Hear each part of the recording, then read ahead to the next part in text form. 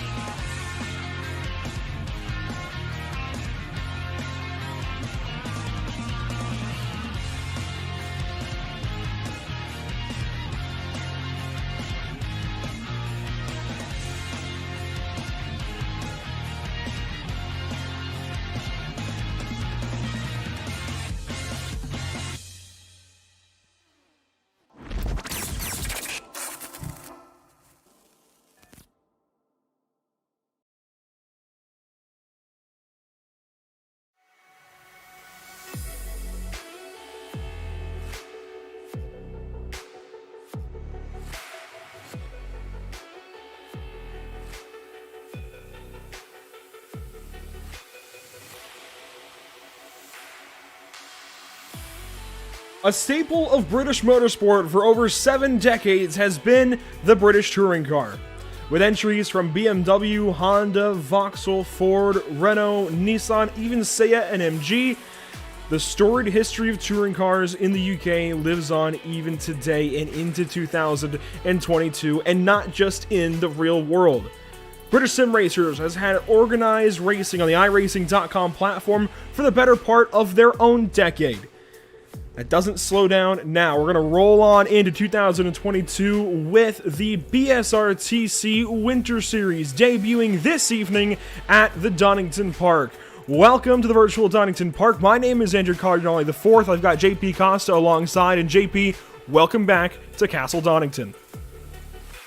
Thank you so much, Andrew. It feels really good to be back. I mean, after Tuesday, I was kind of really counting the days, even though it was only 2 days. Well, I'm excited already to be back here, and with TC cars, even though the track is exactly the same we had on Tuesday, well, the cars are very, very different, and things are gonna get wild.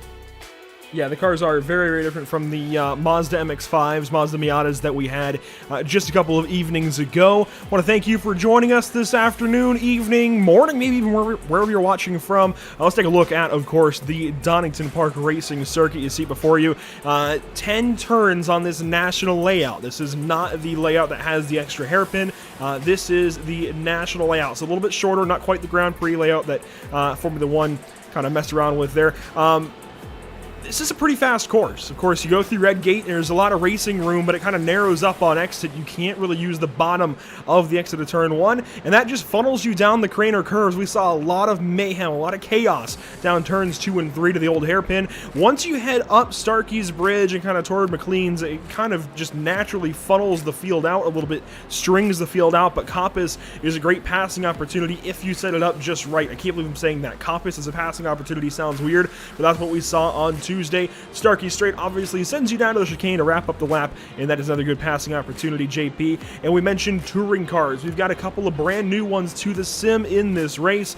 If you've been kind of keeping your pulse on the iRacing.com situation as of late, you'll know that the Audi was already a part of the TC category, but we recently added the car that you're looking at now, the Hyundai Elantra, as well as the Honda Civic. We'll see if we can find one of those. There's a couple of Hyundais working down the backstretch here, and there's a Honda Civic. So, in fact, that's even Ben Sharp. So we now have 3 cars in this TC category, and they're all fantastic looking. They're all fantastic to drive. And these British that used to run the Kia for so many years, they finally have, I think, a proper home category to race in. Yeah, exactly. And I mean, I'm glad you mentioned the cars. They look absolutely stunning. I'm pretty sure we might have a field dominated by Civics and Elantras. We might not have a lot of Audis, but driving these cars, there's just so much fun, Andrew. It's just so much fun to drive these cars in. Well, we mentioned last week during the interviews, this is a home track for a few drivers, and well, there we go. There we have an Audi. So at least we have one car of each maker, kind of cutting the corner there a little bit. But this is a home track for a lot of guys. So having a home series on home track, this has to feel special. It's especially special when you've got 30, almost 40 of them out there in qualifying right now. I think we are hitting the number 40. Let's go ahead and take a look at how qualifying is stacking up for each of these drivers. You see the white number boxes, those are pros. The blue number boxes, those are pro-ams. And the yellow number boxes, those are amateur drivers. So a mix, just like you've seen more recently in the North American Racing League here on Pit Stop TV, a mix of drivers. That's how we separate them, pro, pro-am, and amateur. A lot of guys going to the pit lane. We see some drivers taking tires. Actually, I wonder if they're actually taking tires. It might just be up on the pneumatic jacks anyways. I would think you'd want to go ahead and keep those hot tires on for a qualifying run, but we'll see what they do. Yeah, exactly. Tire temperatures on a TCR, it's quite a tricky thing to get. Obviously, this being a front drive car, front-wheel drive car, it's kind of hard to get temperatures on the rear wheels. Some drivers use the handbrakes, to kind of just generate heat just by, locking them up and using friction. And obviously, this is a complete different philosophy from the Mazda that we had Tuesday, Andrew. I mean, this car is just so much different to drive. Once you lose the car, instead of correcting to the other side, you just mash on the gas and keep the car pointing in the direction of the spin to kind of just allow it to, correct itself. But it's just so much fun. And this is going to be a really interesting challenge because they're definitely going to drive a lot differently. Yeah, the power deployment, if you will, is completely backwards from what most of these guys drive and what most of iRacing.com's members drive. The touring cars are kind of their own breed. There's just really nothing like them, and having all of that power going down to the front wheels is definitely something to get used to. We're looking at Ben Sharp working around the circuit. He is in turn 4. That's down the old hairpin. He just dropped down to 11, so he's got some stiff competition. We saw him be one of the more aggressive, one of the faster drivers on Tuesday in the Miatas, already kind of on a back foot, 11th, maybe even dropping further in this qualifying session. Here's a look at Rob Baker. We've also got Lewis Bibby in the number 313. Most of your pros, and I think this might get corrected before next week, but your pros should be the double-digit numbers, so no first digit, if you will. The Pro-Ams will be your 500 series numbers, and your amateurs will be your 900s, but there will be some exceptions to that rule, at least for a moment. Looking at Jaroslav Sevula, a lot of drivers with some interesting names, and we apologize in advance if we butcher any of those. By all means, comment down below on any of the streams, Facebook, YouTube, Twitch, Twitter, wherever you're watching from, and let us know if we are butchering those. Billy Fletcher might have something here for pole coming across the line in just a moment. Yeah, he's really close to pole, less than a tenth of a second. Does he improve on this lap? Looks like he's not going to. Around 0.7 of a second slower than his best lap time. But the lap times are actually extremely close, Andrew. If you look at the top 10, they're separated by less than 3.5 tenths of a second. So, absolutely, this field is going to be close. We saw that with the Miatas. This series seems to be even closer. Yeah, even drivers post-race on Tuesday were talking about how close the field was and how challenging this winter series is going to be. While we have a few more minutes of qualifying, let's take a look then at the schedule for these guys throughout winter 2021 and 2022. You see it before you now. 9 races, 9 rounds for each of these divisions, be it the BSR MX-5s on Tuesdays or the BSRTC Winter Series here on Thursdays, Donington Park Racing Circuit, the national configuration this evening. We'll head to Brands Hatch next week on Tuesday and Thursday at the Indy configuration of Brands Hatch, the shorter one, the one that's used a lot more often for January 4th and January 6th. And it's Oulton Park, the Island Circuit. And I misspoke earlier on Tuesday. That does not have both chicanes because that does not go out all the way to the end of that kind of hairpin, if you will, that kind of sweeps around the land. It has a much shorter hairpin that kind of brings you right back around, and I forget if it's Hislop or Britain's.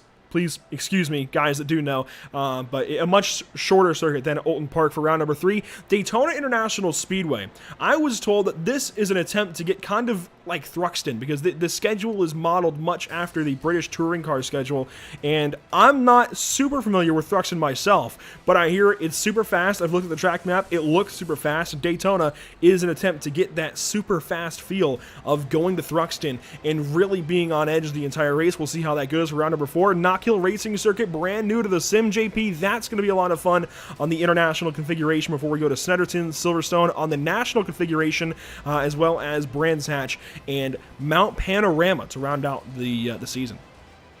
Yeah, exactly. This is an absolutely fantastic schedule, and this is really going to bring out the challenge. Obviously these cars, they drive so differently, so we're going to be seeing a lot of challenges for these guys. Daytona, you can, as you mentioned, is that really fast race course, so if you don't get the hang of the car, you might suffer a little bit there. And then you have Knock Hill, which is going to be it's a brand new addition, as you mentioned, so that's going to be a challenge on itself. Driving this new, if you're choosing obviously the Civic or the Elantra, you're driving a new kind of TCR car on a new track. That could pose an interesting challenge. And obviously Mount Panorama as well, the other track that is non-British, that's going to be a lot of fun seeing these TCR cars just going up and down the mountain at high speeds.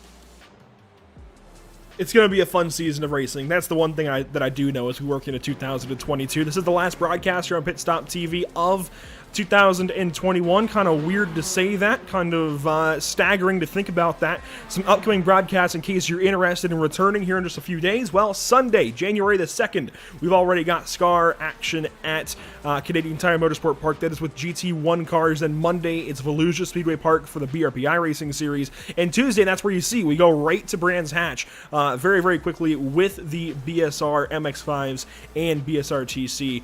We've also got some extra stuff coming next week. Keep an eye out if you're interested in NASCAR racing, NASCAR style racing. Keep an eye out for some announcements here in the coming days regarding what else we have for January of 2022. Qualifying still working on down here. You might have noticed a few more cars going a little bit faster here as we work on down to our end, I suppose, of this session, and we set our first grid of the day. Fastest so far, it's Elliot Harper out front. Here's a look, though, at Billy Fletcher trying to knock Elliot Harper off of that top spot. There's also Jaroslav Sebula that we talked about a little while ago. Tom McMahon in the number 66 for Area Motorsport Club, it looks like. A lot of great drivers already fast in this session. Your Pro-Am leader of these guys so far, Lee Holmes. We saw a lot of him at, on Tuesday with the Miatas. And your amateur leader looks to be... I'll have to do some hunting here. I think it's going to be Craig Schill down in 28th spot so far in the number 982, but I could be mistaken there. Yeah, so a lot of drivers doing great lap times. Holmes, I guess, is going to be the shout-out. I mean, he's less than 0.003 of a second behind, just qualifying to make an overall top 5. So he's doing an absolutely fantastic job. We're now kind of on board just following Schill to see if he can post a better lap time, as we only have a minute left. So this might be his last lap. And Drew, he's getting a little bit of a help, but kind of looks like he's being held up a tiny little bit. He's going to be onto the grass. He's going to be losing a bit of the apex, and that's going to be his qualifying effort done for the day. But, there's still the race we saw on Tuesday. What can happen in the race, and our Wheel of Fortune can change things quite dramatically. And here's our resident Dale Earnhardt of this series. Andy McEwen, a racing commentator in the UK, told me how much he was so excited to hear me compare him to Dale Earnhardt the other day. He had a great pass in the grass, and if you didn't see it, I highly recommend going back to Tuesday's race and watching through that. Lets one driver go on by, so likely abandoning this lap. May have a chance. I think it's a slim chance that he gets back around to the start-finish and starts another lap within regulation. We'll see if he's able to do so. Adam Height is also out here in the number 4 car, it looks like. There he is. So I wonder if he's going to be listed as a pro or not. I think he was a different class when I initially looked. Jamie Tonks is out here in the 25th spot. Here's a look. Oh, well, I guess Jamie's in the pit lane. Here's Luke Kinsley. So a lot of drivers to just look through, and a lot of great paint schemes as well. Yeah, some of these cars are looking absolutely fantastic. I'm not quite sure which model I like the most, Andrew, because, you know, I was on... That Hyundai is striking. That Hyundai is really front cool. end. Yeah, that front end looks absolutely amazing. I'm not quite sure. You know, this could be an interesting contest for the drivers to see which car looks the best because, I mean, all of them look amazing. Yeah, I mean, it is very, very hard to pick. There's another look at one of the Hyundais. That is Shane Piggott, one of the faster Pro-Am drivers. Lee Holmes is in one of the Hondas. A little bit of damage there, so looks like a spill here late in qualifying for Lee. And in case you're wondering, in case you're new to the series, of course, these guys will qualify for their first race of the day. They have four 15-minute races, rather, with inverts in between. So we will go ahead and spin the spinny wheel here in just a little bit. We've got some fantastic, I think, some fun values in there that are going to mix up the field today. Worked with the series admins late Tuesday to get that sorted out. And yeah, the inverts, we saw how crucial that was to work through on Tuesday. It's only going to get more so here today. We've got more cars, and TCRs, honestly, I think they're a little bit more difficult to drive. Yeah, 100% they are. You know, the front-wheel drive aspect of this car just makes it so much more difficult. Obviously, in the Miata, not having that much horsepower, you can just floor the car through the corners. On this one, if you floor the car too aggressively, you're just going to be causing yourself understeer. And we all know understeer on tracks like this, it's not really going to help with all that grass on the outside. So these drivers have to be careful, obviously, making moves. That's going to be a little bit more difficult, but, you know, it's certainly possible. You can still be very, very aggressive and very effective with the TCR. Yeah, I say a little more difficult. TCR or TC cars are definitely much more difficult. Touring cars are a whole challenge in and of their own. Qualifying wrapping up here. Regulation has already ended. This will be the end of their kind of cushion time to get a lap finished up. So 41 cars that are here today. Let's walk you through the top 10, and then the rest will scroll along the bottom of your screen. Starting on pole for race number 1, it's Elliot Harper, the number 40, Billy Fletcher. Outside pole, that'll be on the left side of the starting grid. Starting third, it's going to be Jaroslav Sebula with Tom McMahon to the left side, and starting fifth will be Callum Garton, Lee Holmes. Left side, that is your Pro-Am pole sitter. Starting seventh today, it is Adam Shepard, Rafal. Oh, I didn't get a pronunciation clarification there. We'll just say Rafal is starting 8th. Starting 9th will be Ben Sharp, and he's one to watch here. Certainly, Lewis Bibby will start to the 10th spot. We'll let the rest scroll through. JP, I got to ask, thoughts going into this first race of the day? This is going to be interesting because we're kind of heading into the unknown. We kind of know what to expect. We expect a lot close racing, moves being made left, right, and center, maybe a few mistakes here and there. But, you know, this first race could be crucial. You know, after the Wheel of Fortune spins, you're going to be just hoping that Lady Luck is on your side. But this first race, well, this first 15 minutes, they're going to be crucial for even the championship. Yeah, you know, there's 4 chances to make up points today in the championship, or really get a start to the championship today. So you want to make sure you capitalize on each and every one of them. Alan Toon bringing up caboose of the field here. 41 cars. Oh boy, this is going to be fun down to turn 1. We saw Redgate cause some issues for some drivers a little bit last time out on Tuesday afternoon, Tuesday evening. With the overcast conditions, I wonder if maybe there's a little bit extra grip out there. It's going to be tough, right? Once you get your tires up to grip, I think maybe it's a better racetrack, maybe a little less slippery, but of course, cold track means it's harder to build that temperature. So these first few laps are going to be treacherous when these guys try and get these tires up to temp, and you're never going to get those rear tires completely up to temp, I don't think. Front tires you should right off of the go. So waiting on these drivers to wrap up the gridding process. Looks like they're doing so now, just waiting on the green lights. And again, it's Elliot Harper out front, Billy Fletcher second. Off and away we go at Donington.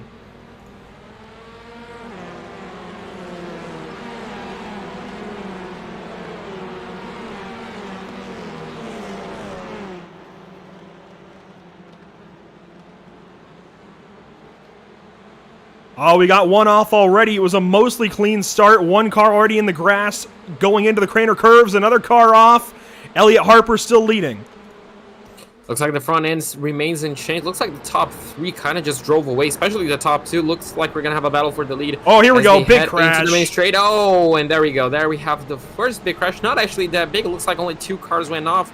Not a lot of damage. Oh, that's going to be an interesting rejoin, but looks like pretty much everybody made it through, Andrew. You know, with cold tires, a cold track, you know, props to them. Decently clean opening lap there for most of the field. Some contact further back. Looks like Billy Fletcher mixing things up with a few guys. They'll work now down the backstretch. They're still going side by side. Now it's pretty much a drag race between the Elantra, the Civic, the Audi. Everybody's running the same setup. So this is all going to be down to, you know, just maximizing your entry, maximizing your exit, your mid-corner speed, and just being brave under braking.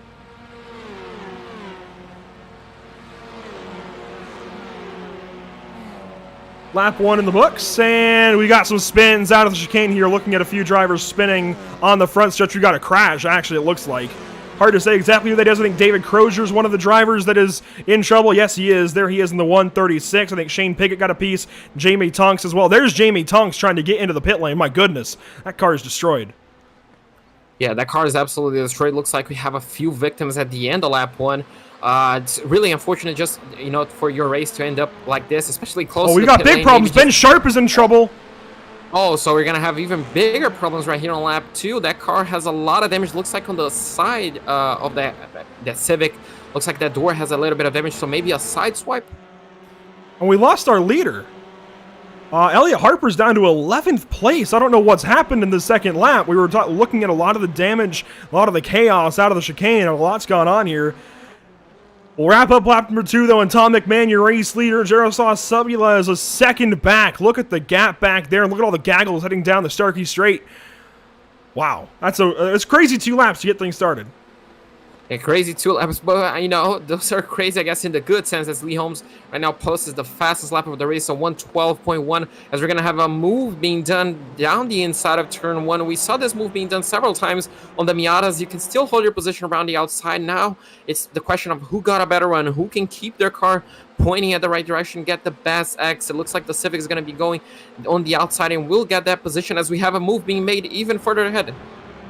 That was Chris Knox in the number 37, working on by Rafal. And Elliot Harper might be off losing a spot, it looks like, in a battle with Michael Seal. They continue side by side, Chris Knox and Rafal down to turn 7. McLean's and the Semper Racing 79 right on apex, kisses that curbing and takes that spot away. Now covering up the defense into Coppice. Now back over to the left side. You don't want to weave too much like that, but it works out. Billy Fletcher is going to have to regroup.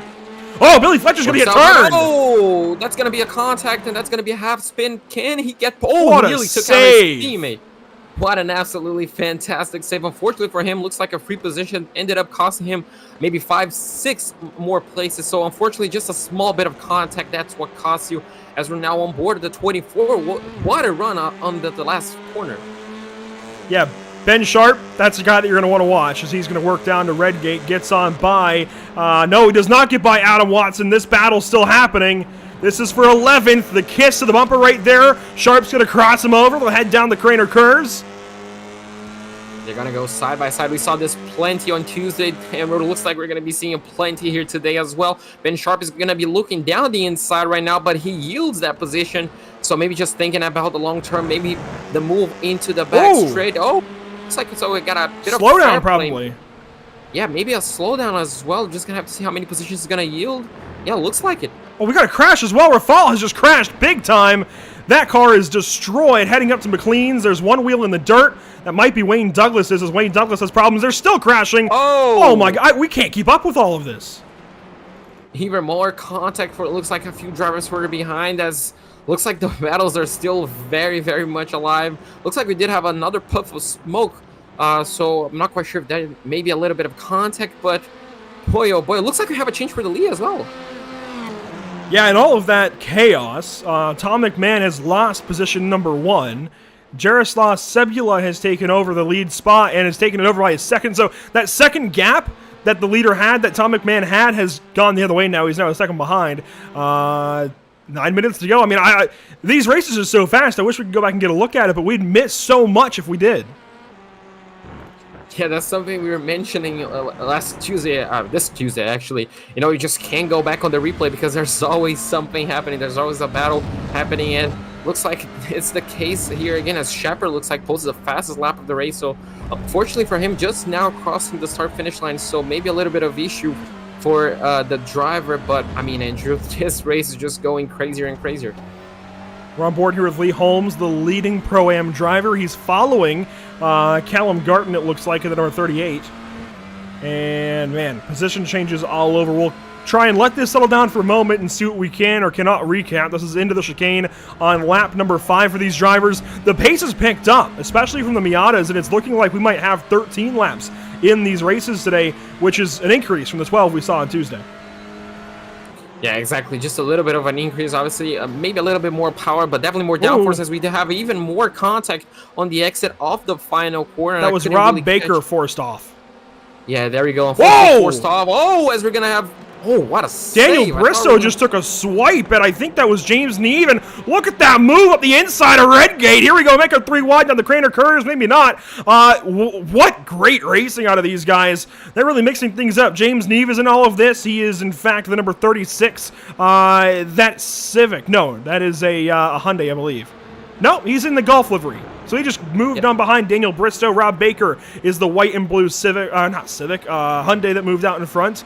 And that red and yellow car is Chris Wood. Yeah, unfortunately for him, I mean, he just lost 3 positions in the span of one corner, and that's just how sometimes aggressive you can be on those CCR car. You can really go deep on the braking. As look at it, the people are covering their inside line, left, right, and center, even on the entry of the straight. That's gonna be, looks like we're gonna have a few drivers going side by side. As I spotted a wide car, I'm pretty sure it was a Elantra going wide on the exit of turn 9. Here's a look further ahead, a battle just outside the top 10. In fact, with the top 10, Adam Watson trying to defend from Nathan Davies and Michael Seal. Michael Seal and Nathan Davies, they are Pro-Am drivers. We saw a lot of them last time out on Tuesday in the Miatas that worked out of Redgate now. That's Seal up the, Davies up the left side of Watson, trying to take 10 spot away. And now crossing it back over to the right side. Watson couldn't quite protect it. Squeezing through the Craner curves. Contact there. Yeah, they're going to keep making contact when, well, we have the prime viewing position. Just Michael Seal. If he nails one of these exits and they're battling, there you go. The number 99 is going to be falling victim for Michael Seal. If he goes deep on the brake, looks like he's going to be yielding the position for now. He's still looking for that inside line. He dipped the wheel into the grass. Can he save it? Yes, what a catch. Carl Hardy's going to take advantage of it, moves ahead, but what a catch there from Michael Seal. I'm pretty sure after he saw his car pointing 90 degrees at the racing surface, he wouldn't mind losing 1 position at the time. Well, he did let Luke Kidsley by right there in Coppice, and yeah, the flashes there. Seal is not impressed with that. Look at this battle behind him, though. Rob Baker's leading the charge of Daniel Bristow and Chris Wood down to the corner, and it looks like somebody who just let those spots by. Was that might have been a lapped car. Yeah, might just been a lap car leaving actually on the perfect spot, just parking. As we do have even further battles here. Is this exiting turn 2? Yeah, battle for third, exiting turn 2. And it looks like we're going to have a battle for the lead soon. That gap is really shrunk down to less than half a second.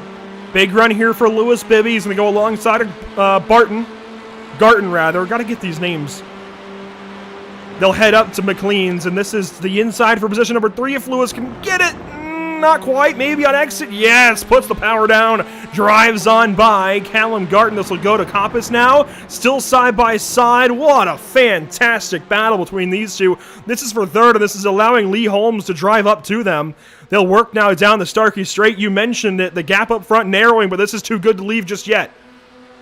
Yeah, this is just too good, and what a race Lee Holmes is having. He might just get better. Just take this chicane easy. You might get 2 free positions. Oh, he just unfortunately has to back off on the mid part of that chicane, but, well, it's definitely not over. We could see a Pro-Am driver in 3rd place at the end of this race. Lee's going to take a look up the inside for Redgate. To the inside of Lewis Bibby. Takes the corner. Ooh, almost made contact there. Bibby gets the power down. Up front, you can see the gap is narrowed down to just a handful of tenths, and this is the look at the lead. Yeah, just pick your driver. This could go either way. We saw the number 66 pulling away well over the second by the end of lap 2. And then we saw the number 78, just driving away over a second at the end of lap 4. So now it looks like they have the same pace. I'm not pretty sure if the number 78 is nursing a little bit of damage. Maybe just made a mistake. Tires are overheating. Something has happened to the 78. And, well, now he has company. Bit of a lunge there through Coppice, really just to apex. It wasn't even a lunge into the corner from Tom McMahon, just a really good corner. And made up a little bit of ground, loses it a little bit on exit, though. He'll work down to the chicane at the end of the Starkey Straight. No move there for Tom McMahon. Just over 4 minutes left in this race, and this is the battle for the race lead in the first round of the BSRTC Winners Series. This is all to play for. Obviously, with the Wheel of Fortune, this could really change a lot, but I mean, I'm pretty sure they're not thinking about race number 2. They're thinking about right here, right now. And, well, they're going to go at it because if anything happens, you're going to be the leader and going to be winning. As looks like Lee Holmes lost 5th position to Harper as we were talking. So, unfortunately for him, a top 5 kind of slipping away from his hands. Still watching this battle for the race lead. Tom McMahon with a great challenge here. And the sun is coming back out. It's going to affect the track conditions. Where does he make his move? That's going to be really interesting. Probably, we saw moves left, right, and center. Is it happening right now on the entry of the straight? Well, there it is. Coppice gets the move done, gets on by.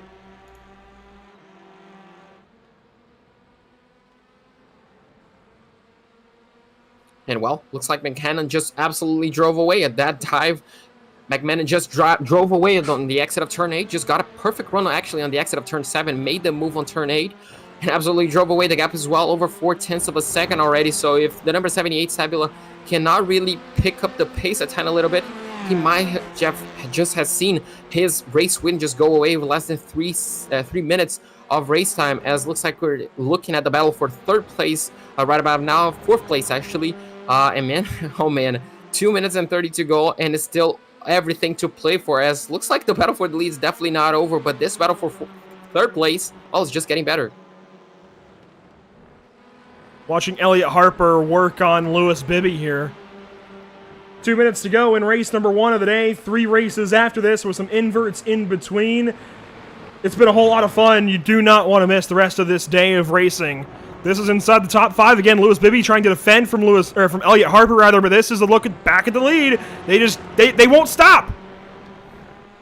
They definitely won't stop. 2 minutes to go, probably just 2 laps to go.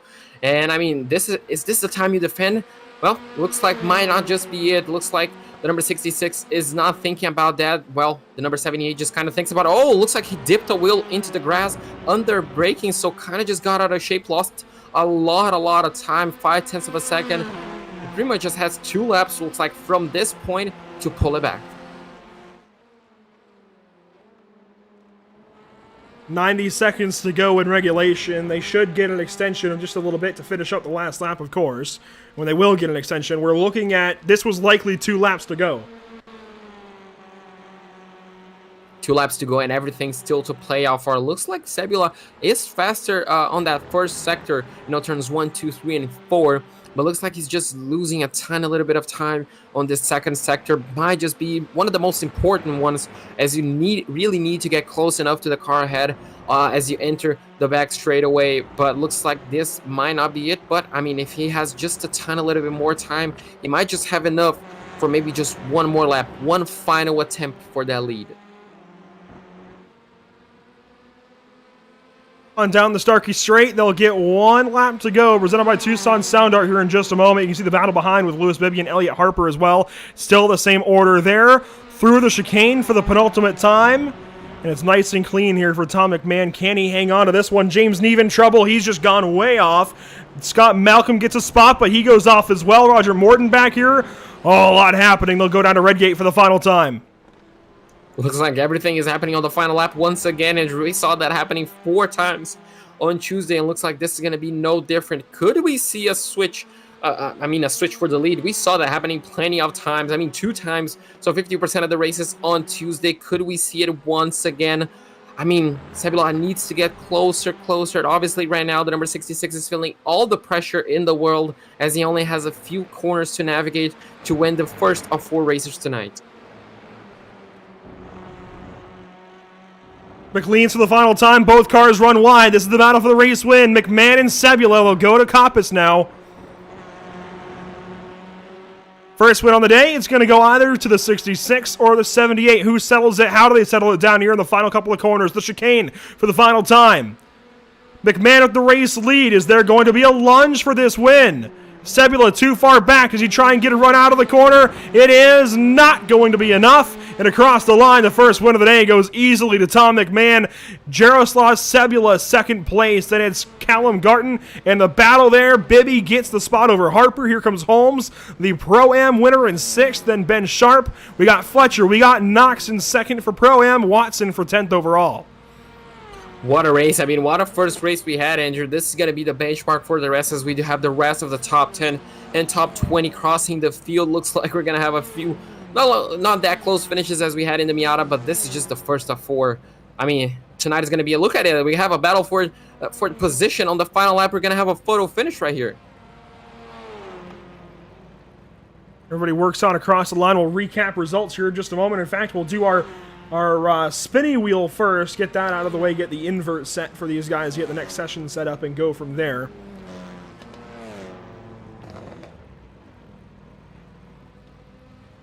Everybody working across the line, and we're going to have some 32 cars all on the lead lap, so we could easily have an invert here of 32. It looks like that will be everybody across the line. So JP, let's go ahead and fire up the spinny wheel. Let's go ahead and get this going. You can see we've added a few values. We've made it black and yellow to fit in with the theme here. Let's go ahead and give it a spin.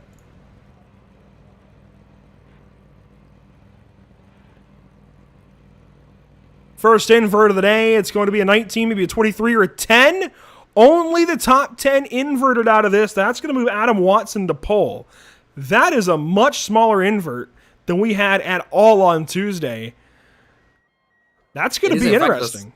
Yeah, that's the smallest invert we could have possibly gotten. So, I mean, only the top 10. This could make things interesting, as the leaders will have to battle throughout the grid. I mean, essentially throughout the top 10. So this is the page that's going to be switching up, Andrew. Yeah, really, it's just going to flip this page. Everything else should hold steady. Tom McMahon will now start from 10th. Jaroslav Sebula will start from 9th, even though they finished first and second. Callum Garton will start way back in 8th place, and you can see the rest of the top 5 there. Lewis Bibby, Elliott Harper. We kind of walked through the entire top 10. Ben Sharp there in 7th. He's now going to start 4th. And, man, Adam Watson has a really good shot then at a win for race number 2. Yeah, exactly. He has a perfect shot. All he needs to do is essentially keep the lead and obviously get a great start. Everything will start with a great start. Unfortunately, Nathan Davies just missed out on being on pole by just a few tenths of a second. Looks like Rob Barker is going to be finishing off 12 ahead of Carl Hardy. Michael Seal in 14th place ahead of Chris Wood in 15th. Luke Kidsley is going to be finished off in 16th. 17th place will go to Mark Johnston and Jamie Goodwall ahead of Andrew McEwen and Craig Schill, the top 20.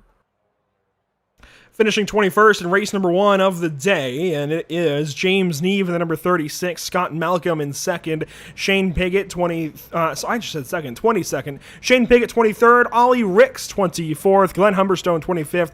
You can see the rest of the top 30 there: Roger Morton, Simon Robeson, Fiona Siddons, Adam Height, and it looks like finishing 30th, Dale Bennison. Go back to the next 10 here, Jay. We got 11 cars left still. Yeah, quite a massive grid. And Jason Warren is going to be finished off 31st. Adam Shepard, unfortunately, is going to be finished off 32nd. And he's the last car to finish on the lead lap. Lauren Murray finishing 33rd ahead of Andrew Litter. And 3 laps down is going to go Daniel Bristow ahead of Wayne Douglas. Unfortunately, 8 laps down. 10 laps down, Rafael. I'm not going to try to say that, Andrew. Yeah. Unfortunately, we're going to leave that to next week. He's going to teach us how to say that. James Clark is going to be finishing 12 laps down ahead of Jamie Tonks. And 40th place is going to go to David Crozier. Alan Toon, the 41st and final car, 14 laps down. Now, in case you're curious about inverts and maybe what drivers would be ineligible if we did have a full invert, let's go ahead and refresh this graphic. Let's go all the way down here. And we kind of had this come up on Tuesday. All drivers that start the final lap, to my understanding anyway, start the final lap on the lead lap, they should be included in the invert. And we might need a little more clarification on certain scenarios, but it should be all drivers that start the final lap on the lead lap get the invert, basically, or eligible for a full invert. It might even be all drivers up to 1 lap down and that finish the race, even if they are 1 lap down. That might be a slight gray area depending on some scenarios. And, of course, we're all learning here at Pit Stop TV, getting used to things, so I'm sure we'll find another scenario at some point today to kind of test that theory, but that is, in theory, how that should go. We've got 3 races left on the day, and I highly suggest that you stick around for each of them. You do not want to go anywhere. We've got a whole lot more racing. The top 10 is about to get inverted for race number 2, and we're going to continue on with the first round of the BSRTC Winter Series.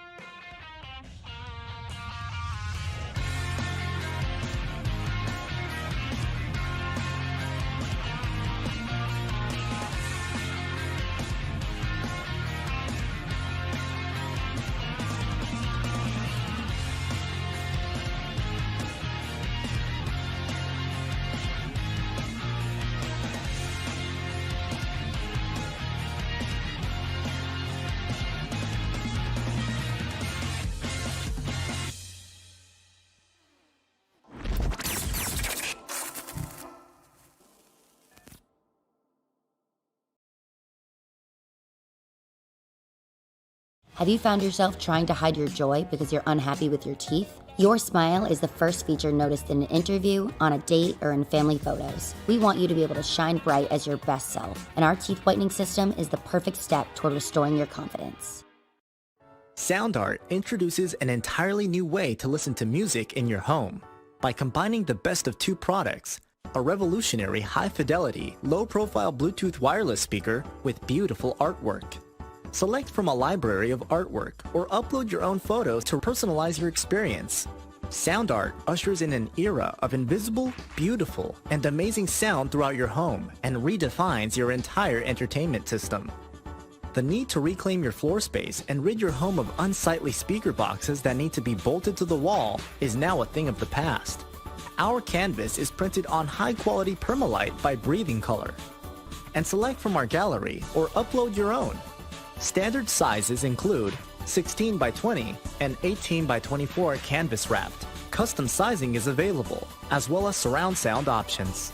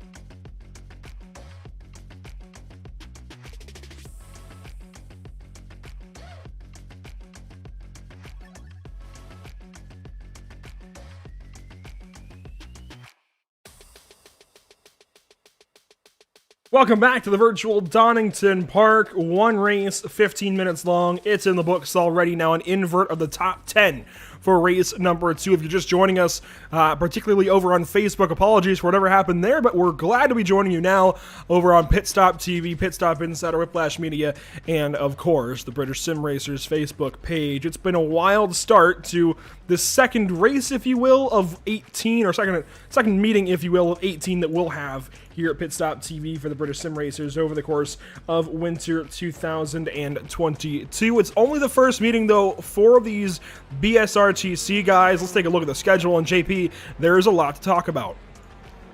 Yeah, obviously, whenever you look at the schedule, I mean, your eyes are obviously going to be looking at a circuit that you may, have a favorite. Brands Hatch, obviously, Oldham Park, Daytona, Knock Hill, Snetterton, Silverstone, Brands Hatch, Mount Panorama. You take your pick. Each one of these circuits are going to provide something special to racing. Let it be, its own challenges, the short layout, the long layout, high-speed corners, tricky hairpins.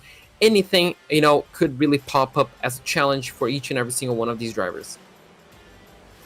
Yeah, challenges certainly are ample in this race. In these races so far. Already in race number 1, a lot of drivers talking about how out of date they are with these TC cars and how much they have to practice and get back into things. So, that was just really interesting to me. I mean, these guys are known for touring car racing, so kind of interesting that these guys are admitting they're a little behind on the uptake, I suppose, and will take a little bit getting used to each and every one of these new TC cars. And, there's 2 brand new ones to the sim, the Honda Civic Type R and the Hyundai Elantra NTC, and there's a lot to be happy with in both cars. We talked about it a lot in that first race.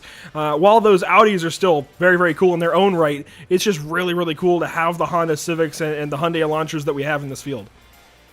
Absolutely, it just brings variety to the sim. It just brings variety to this kind of racing.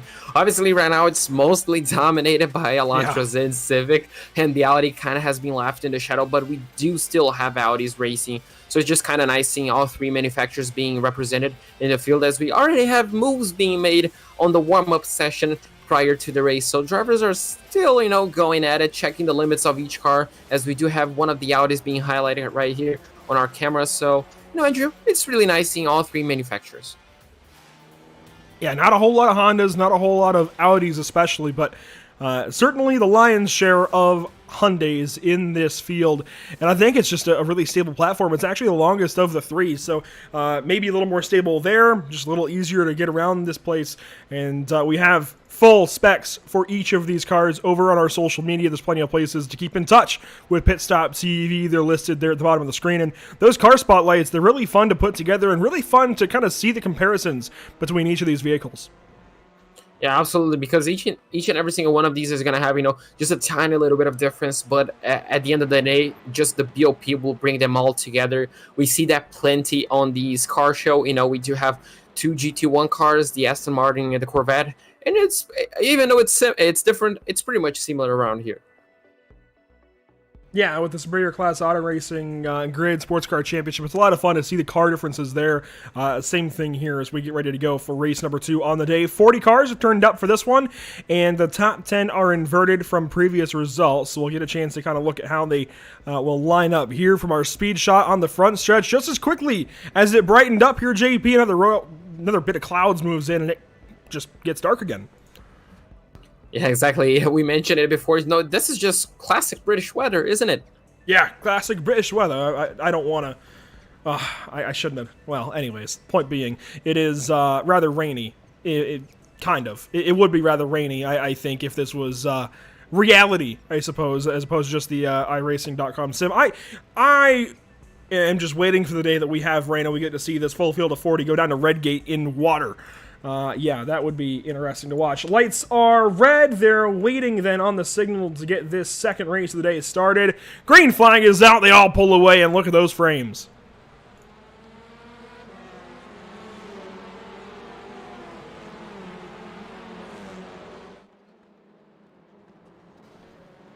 A little bit of contact already. We get working through turn 1. We'll go down to turn 2. Let's go on board and see what this is like. So now we have a perfect shot to see what happens in the eyes of the drivers. Obviously, we cannot really tell what they're thinking, how they're reacting, but we can see what they're seeing. And as you can see, Craig Schill just taking it easy, through lap 1. You can't lose your race on lap 1. So, just taking it easy, even though you might be losing your car like that, taking it easy. Oh, he almost got taken out by that rejoin. He did, make it through, as that driver had to follow slow down, as David Crozier even took the scenic line, as we do have Lauren Murray. Looks like it was that wild Civic. No, that's the Elantra. Yeah, I think that was Lauren Murray coming through the grass. Some tangles there in Compass, but we got a battle for the lead. 3 wide, they'll go down to the chicane at the end of the Starkey Straight, maybe 2 wide now, as looks like Chris Knox gets in behind. What a run to the final corner of lap number 1. Adam Watson still leads. What an absolutely run, and what a wild defense. He absolutely flew through those curbs, doing a fantastic job. Knox is trying to look down the inside of turn 1 to try and get that lead done. Looks like Harper just made did he just make a double move? Yeah, Harper's now up to 3rd, passes up Bibby and Holmes. McMahon is now into 6th after winning race 1 and starting 10th. So already a few spots there for the number 66. He's now going to follow these guys through the old hairpin. Watson still leads. Yeah, Watson still but holding barely, the here we lead, go. Yeah, not quite. Oh, he really squeezes out, knocks into the grass. Oh, look at how close they're getting. This, Andrew, I mentioned on the broadcast on the Miatas, it looks like NASCAR pack racing around Daytona, and it's exactly the same with the TCRs. They nearly they're bumping bumpers, absolutely.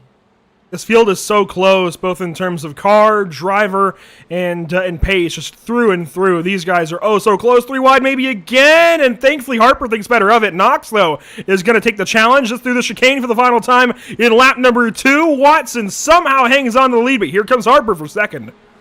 Yeah, Harper's probably using a little bit more experience, just taking it back on the entry of the chicane, trying to collect everything on the exit. And he was the fastest car of this front pack for the time being, as Fletcher, just kind of stole away from him on 7th place. And look at that, a little bit of door banging between 2nd and 3rd place.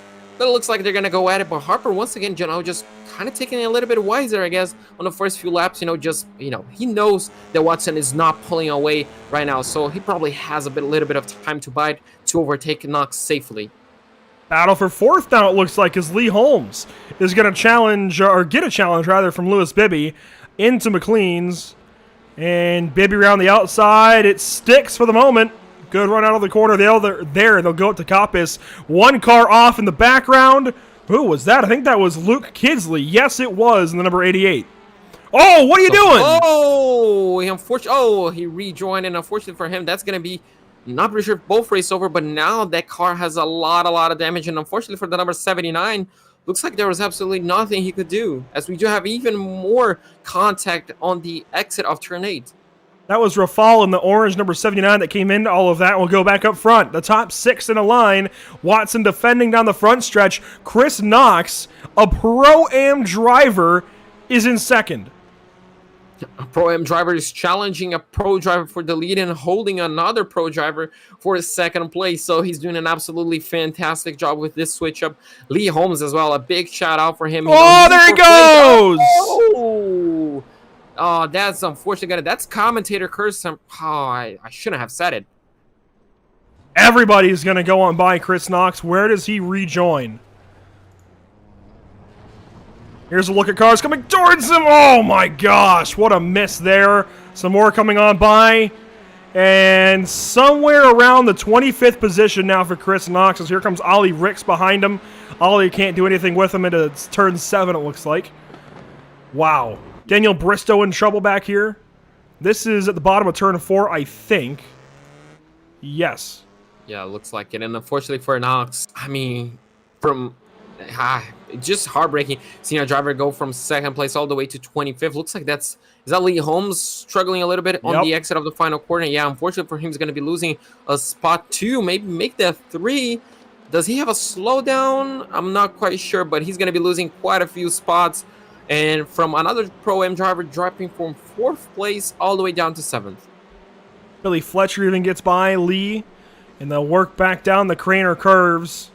Oh, there we go. Lee Holmes completely off in the grass. Contact there, I think, with Fletcher or Davies. I think it would have been contact with Davies. He regroups in 10th. Unfortunately for him, that's going to be another Pro-Am driver dropping. So I'm not going to say any Pro-Am drivers' names anymore because it looks like it's not working. That's 2 in 2 laps. But it looks like the battle for the lead is very much alive. Harper, after that mistake from Knox, he just got a clear shot at Watson right now. So he just needs to line up his move. And, well, he kind of needs to make that quick because there's a hungry number 66 right behind him. Elliot Harper challenging for this race lead. He's just a little too far back right now to make a move. Maybe here in Redgate, though. A big run out of the chicane. Trying to stay in the slipstream. Now he's going to fade left. And is going to take at least the outside line into turn number 1. Can he do anything with it here?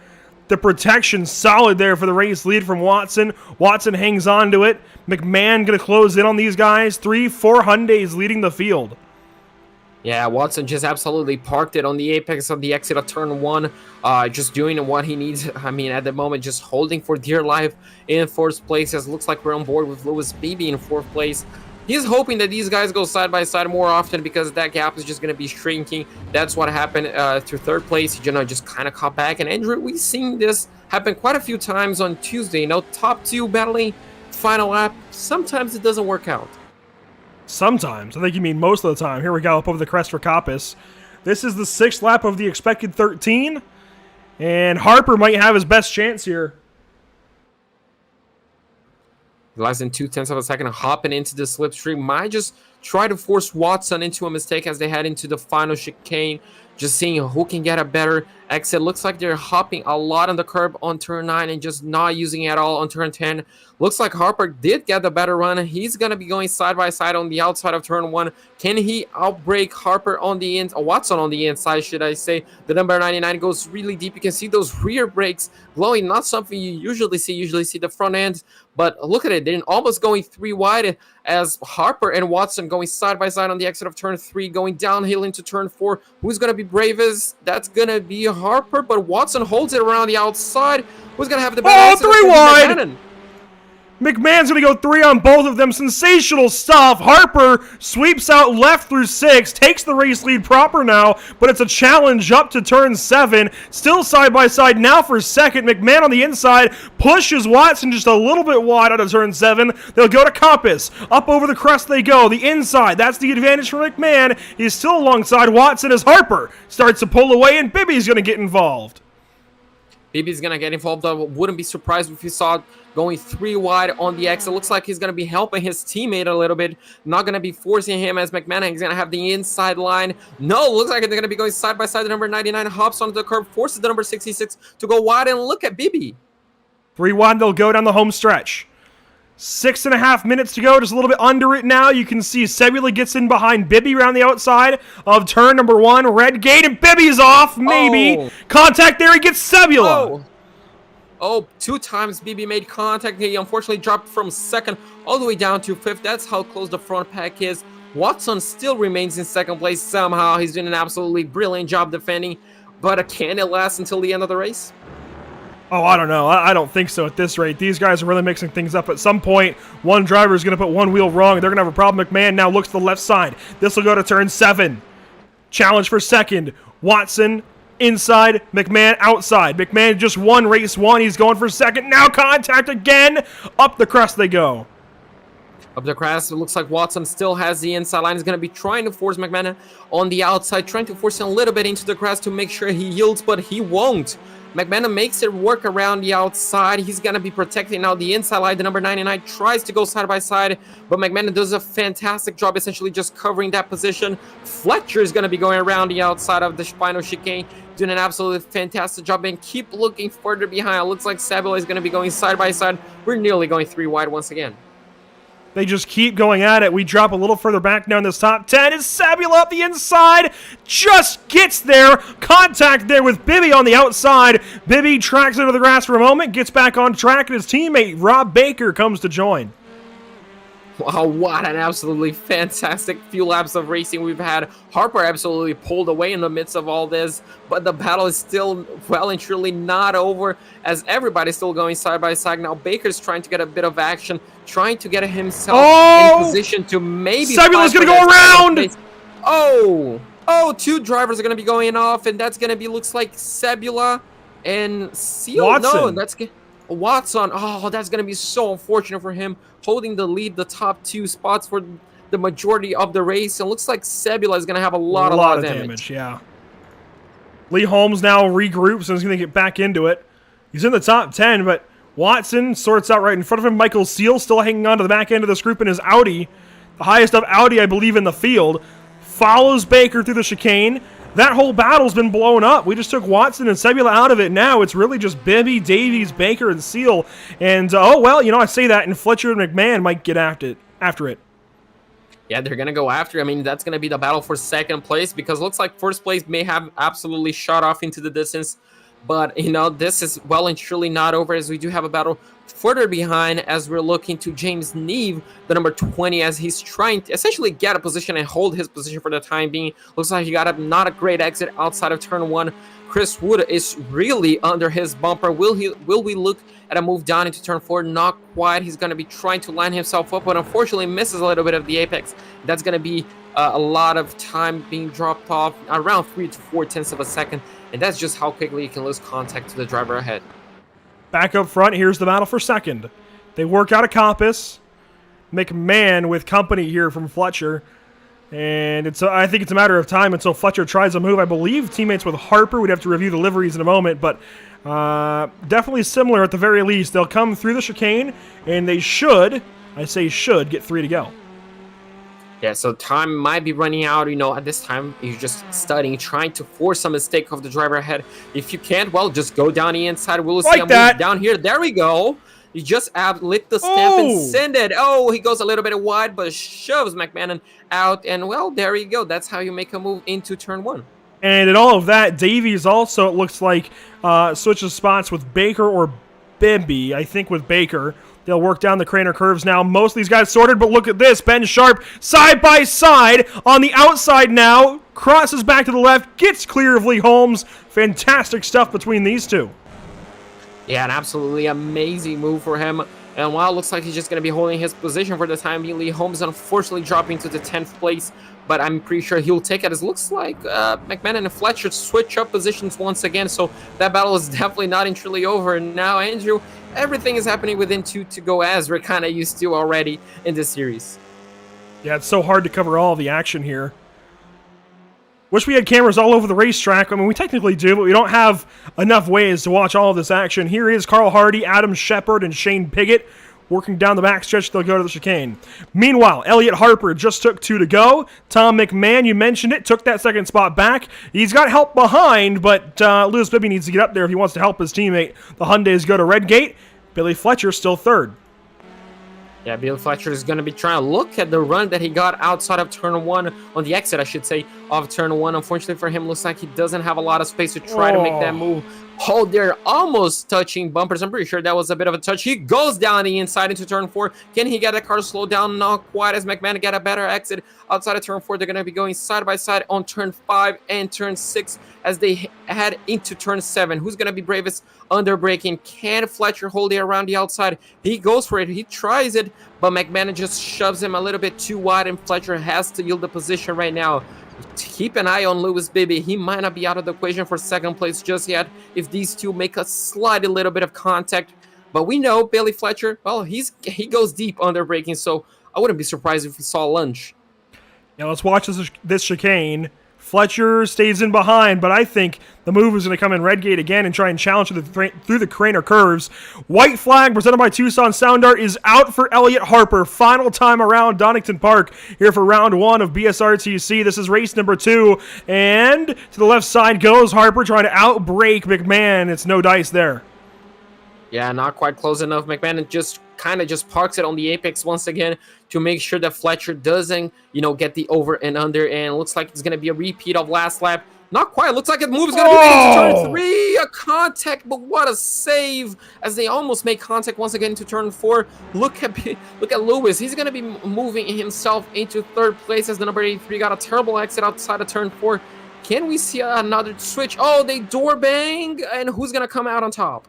Oh, Lewis sticks it back in there in 7, forces Fletcher off. That could be a penalty later. That was very aggressive. I don't think Lewis liked the way the door was chopped, or the nose was chopped there by Billy Fletcher, and let him know with that move into McLean's. Further up, final time through turns 9 and 10 for Elliot Harper, and it is a race win for the number 29 out of turn 10. Easy W in comparison for Elliot Harper. Took off in this race. He absolutely controlled the pace once he got the lead. McMahon is going to be going to 2nd. His teammate Lewis Bibby in 3rd place. Billy Fletcher in 4th. Baker is going to be going 5th. And look at this gaggle we had for behind. We're going to have to wait confirmation to see who finished. But looks like Seal, Holmes, and Davies finish off a top 3 for the Pro-Am class as Sharp and Watson round off our top 10. Absolutely sensational racing. Race number 2 on the day. Elliot Harper with victory. And everybody else will come across the line and wrap up this second one. I would like to know, personally, what that 3 wide across the line was in the midst of that top 10. Let's take a look back at it and see if we can't take a look. I think that was with Michael Seal and some others. Yes, I think it's going to be Michael Seal right in all of this mess. And by mess, I mean fantastic racing. Ben Sharp is in there. Oh, my goodness. Oh, yeah, there's a bit of contact on turn 9. And, well, looks like the number 55 just drove away. Oh, and there you go. That's a small checkup. But, I mean, that checkup ended up being a fantastic photo finish. Wow, I would like to know the gap between those two. We'll take a look here in just a moment. Let's wrap this up and get our spinny wheel out and decide our, decide our invert here for race number 3. Spinning wheel back in front of you. Let's take a look at what we get for our second invert on the day. 10 goes on by. There's 25. Full. 15. Is it going to be 19? Yes, it is. 19 cars being inverted here for race number 3. That should... Oh boy, this could be fun. Chris Knox is provisionally in 19th position here at the end of that race. JP, that could be a lot of fun. That's that will be a lot of fun. I mean, I cannot wait to see how the rest of the top, essentially 11th to 19th lineup, because it's going to be a whole mix-up. I mean, obviously, more cars being mixed up, the better racing we kind of do get, and, well, more challenges to the race winner, essentially more challenges to the top 5 itself. Let's try and watch all of this back with Michael Seal. And, that was the 99. So that was, that was Watson who made contact there with Nathan Davies, was it? Watson rejoins, Ben Sharp comes in, and across the line, that was Lee Holmes trying to get on by. Did he get the spot? Well, let's go ahead and take a look at our race results here from race number 2 on the day. And, well, Elliot Harper, we knew that. We knew Elliot Harper would be out front. We knew Elliot Harper would win that second race after, really, I think, just a handful of laps. Just so good in that second one. Tom McMahon ends up second. Lewis Beebe third there. You can see Billy Fletcher fourth. Rob Baker fifth. Michael Seal gets the spot over Lee Holmes and Nathan Davies. I think there must have been some shenanigans with off-tracks and such, maybe some slowdowns. Ben Sharp checks in right behind them in ninth, and Adam Watson falls down to 10th. In all of that craziness across the line, look at the margin between Holmes and Davies. Yeah, I was just going to mention that 0.005 of a second. So that's the photo finish we watched. I mean, absolutely really, really close. I mean, just the dab on the brakes for Davies, even though it cost him, a bit of, I guess, entry speed, I guess just a tiny little bit momentum ended up guaranteeing him by 0.005. So it's really close. Adam Shepard is going to be finishing off in 11th. So I guess a very good second race for him. Shane Piggott in 12th place. Carl Hardy in 13th. Mark Johnston in 16th place, in 14th, 16 seconds behind the leader, just ahead of James Neve and Chris Wood. Andrew McEwen is going to be finished off in 17th. 18th goes to David Crozier, and that's going to be our front row. David Crozier and Chris Knox in 19th place, and Luke Kidsley is just going to miss out on that one. And Luke had a great comeback in that race, too. Drives back up to 20th, but unfortunately 5 seconds shy of pole for race number 3. Scott Malcolm, Roger Morton, 21st, 22nd. Then you got Glenn Humberstone, with Fiona Siddons, Ollie Ricks, Craig Schill, James Clark, Lauren Murray, Jason Morris, and Dale Benison. The remainder of your top 30. You fall back even further, it's Andrew Litter, Jamie Tonks, Simon Robson, Jamie Goodall, Jaroslav Sebula way back in 35th with that contact with the outside wall. That's really going to hurt the rest of his day. It's going to be hard to come back from that. Wayne Douglas, 36th. Daniel Bristow, 37th. Rafal, again, can't even try that one just yet, but Rafal will end up 38th in race number 2. Callum Garton, 39th, and Adam Height, the final of the 40 cars for that second one. JB, that was a whole lot of fun. Are you ready to do it twice more? I mean, I don't know that I am, honestly. I mean, I absolutely am. I'm going to have to get a new water bottle. I'm going to have to restock on absolutely everything because, I mean, this is just going to get wild. And we kind of expected after Tuesday, but it's still very crazy to see, 4 15-minute races, how crazy they can get. Yeah, it's been insane so far. We can't wait to keep doing it the rest of this afternoon or evening or, again, morning, potentially, depending where you're watching from. We appreciate you joining us so far at Pitstop TV. 2 more races to go. That's a half hour more of BSRTC action from Donington Park. You'll make sure to want to stick around. We'll be right back with race number 3.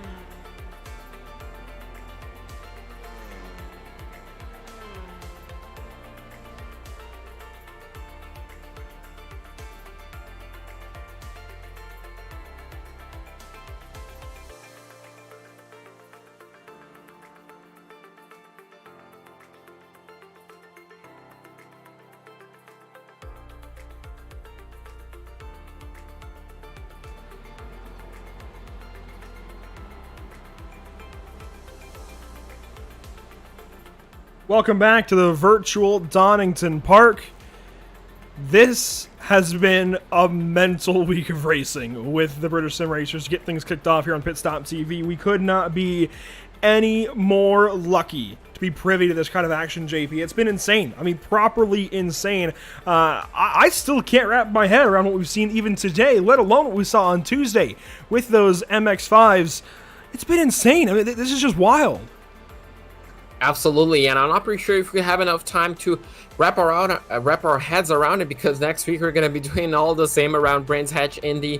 It's just going to be crazy for the next 8 weeks, this one plus 8 weeks. So, I mean, Andrew, we're probably going to come out of this. I mean, I'm not quite sure if we're going to come out of this 100% well, because, I mean, this is going to be a crazy months until February 24th.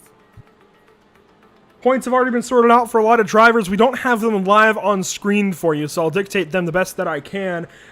Leading the points, no surprise, between Tom McMahon and Elliot Harper, though McMahon is leading over Harper right now by 12 points. It's another 13 back to Lewis Bibby. That's your top three, and they're all pros. It looks like Fletcher is...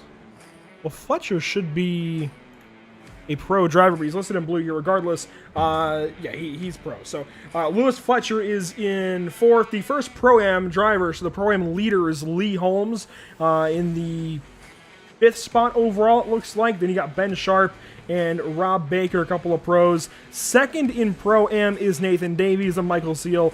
You got Hardy and Knox hanging on to the top five. If you go down to amateur, things are a bit interesting there. We haven't seen as much of these guys, but Craig Schill is leading so far in the points over Roger Morton and Ollie Ricks. Fiona Siddons is fourth. So a lot still to be decided there, and really a lot to be decided throughout this entire field. And we just inverted the top 19 from the previous race results. We're about to get things going for race number 3.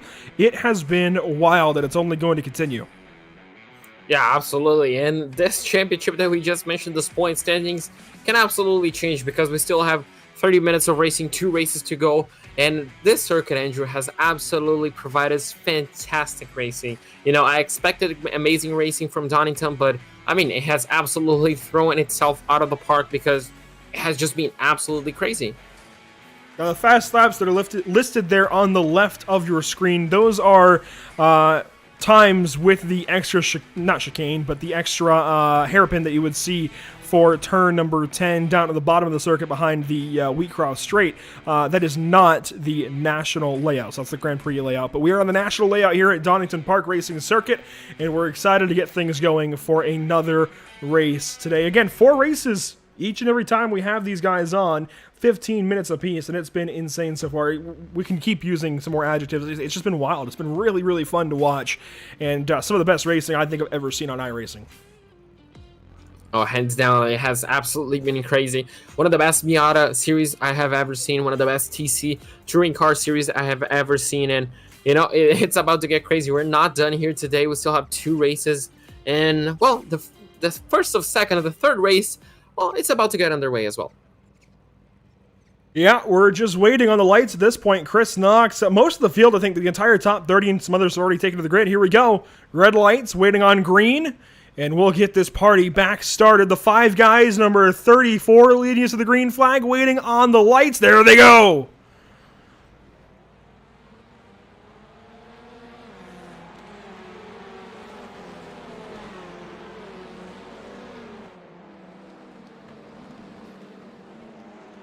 Already a little bit of contact, I think.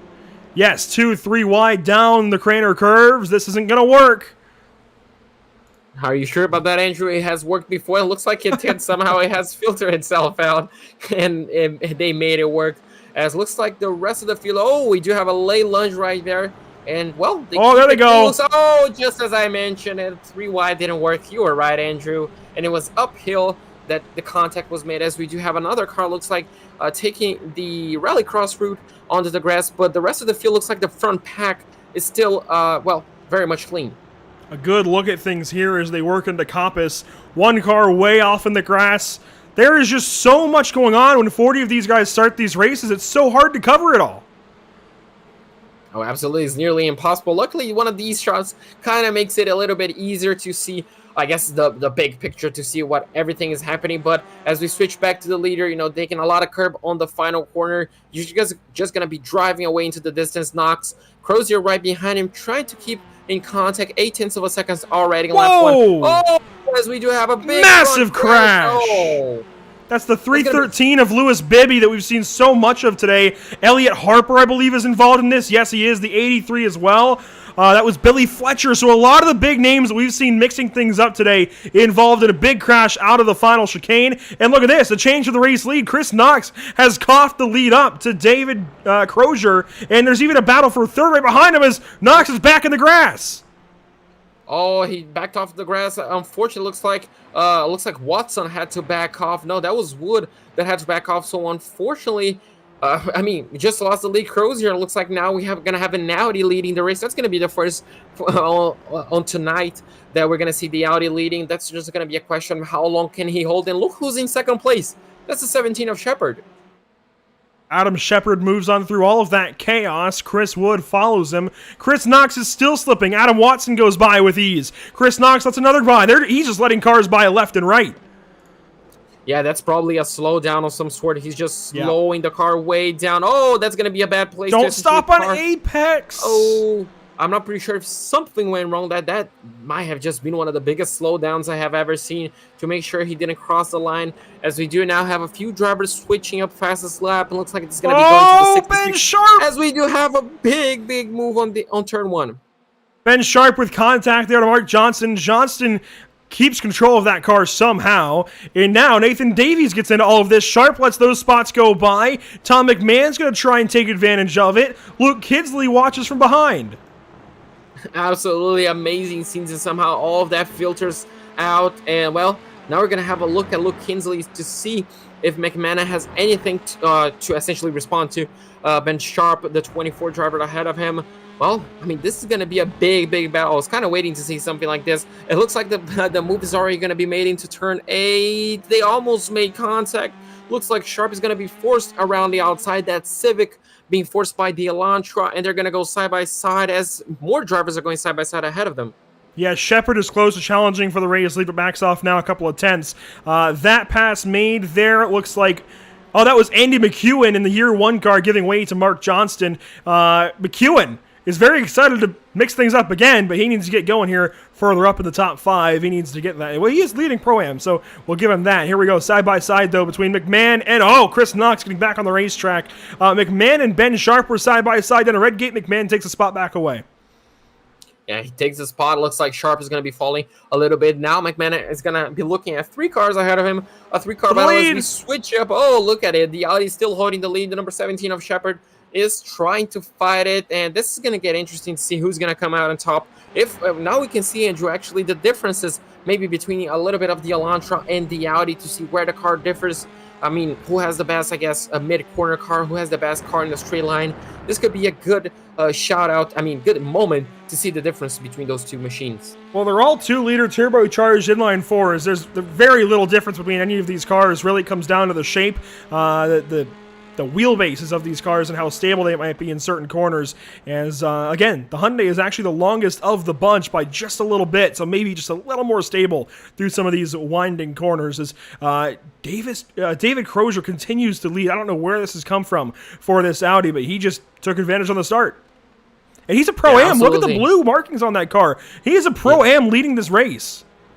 Yeah, absolutely. He's doing a fantastic job of keeping, that pace up, just keeping Adam Shepard behind. That's absolutely fantastic. He's soaking up all the pressure. And if he can keep Shepard behind, he's going to be backing all of this group, just more and more and more. And, this just increases the chances that we see Wood, just trying to make a move for that second place. And, this might be exactly what he needs. Just try to slow a little bit down to allow the pack to catch back up.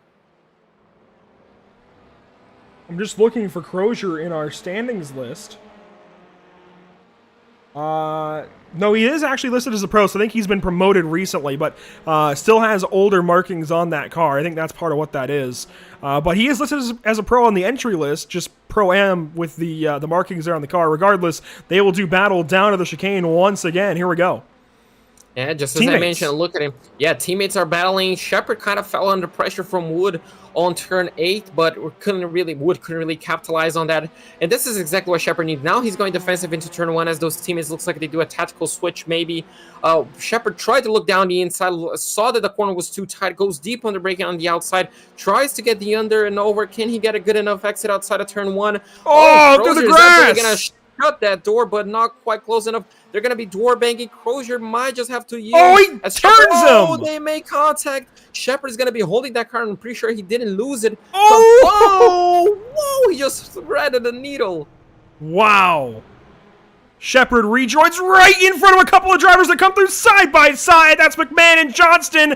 They will now battle to McLean's. McMahon, the white and blue Hyundai on the inside now for turn 7. Johnston around the outside. That Puma car has to sit back, and he's going to wait for an opportunity to pounce. Yeah, he's going to have to wait. McMahon already up into 4th place, so he's doing a fantastic comeback race. And, well, he just has 3 cars ahead of him to try to make it, you know, I guess, not a last 2, of course, but an absolutely amazing comeback race. Now the question is, can he close in enough? I mean, can he close soon enough for the top 3 to make it a challenge? As we look further behind, we do have all sorts of battles right here. Absolutely everybody going side by side, moves being made. And I couldn't really catch the driver number there, but, I mean, that was an amazing move down the inside. This is Andy McEwen in that year 1 livery, the bright green and pink down to the bottom side of that car. He is to the inside there of Daniel Bristow in the Honda. And Bristow is going to have the advantage out of 1. He'll go through the Craner curves now with potentially an advantage at least in turn 3, maybe to set him up for turn 4. It seems like the outside is rather formidable. He clears McEwen. McEwen going to challenge the back on the inside now. Andy slides in line. They are following Callum Garton, and they are being... Oh, that was interesting as Jaroslav gets into this. Yeah, he nearly got in the back of him, so, I mean, this racing is getting very, very close. Could get a little bit interesting if it comes, but it looks like none of them are willing to give up. They're fighting to try to get back into the top 10. I mean, the top 10 is literally just right there. As it looks like Jaroslav makes his way through as we're looking further behind. And, well, it looks like someone got a slowdown penalty. That's Bristow giving a lot of time back on the inside. And that is a lap car. I believe that's Knox coming up behind him still. McEwen now going to regroup, try and get back after Jaroslav. And everybody continues on. Up front, it's very narrow once again for the race lead. Watson all over Crozier into Redgate. Yeah, looks like Watson right now, got close. Garton got the best lap of the race. He's sitting in 10th place. But Crozier, through all of that, is still very much intact in 1st place. He just has 6 minutes to go. I mean, just 6 minutes, maybe 7, 8 laps tops to keep it on the racetrack and keep it on the lead to get an absolutely fantastic win. But, I mean, it's definitely not going to be easy. He has, 2 drivers, Watson and Wood. They're teammates. They're going to be working together to get through Crozier. But, I mean, if he can do it, that's going to be an amazing feat. On board here with Crozier looking back at the approaching Watson. And Chris Wood in behind. These 2 drivers are really on a tear. And I think Crozier maybe slow down the backstretch, down Starkey Straight, and maybe having to give that spot up. Did he get a slowdown? Maybe just cutting a little bit of the entry at turn 8. That might do it, and unfortunately for him, that's going to be the lead going. Does he slow down a little bit more? Looks like not quite, so I'm not quite sure what happened. That if that was a slowdown, that was a really light one.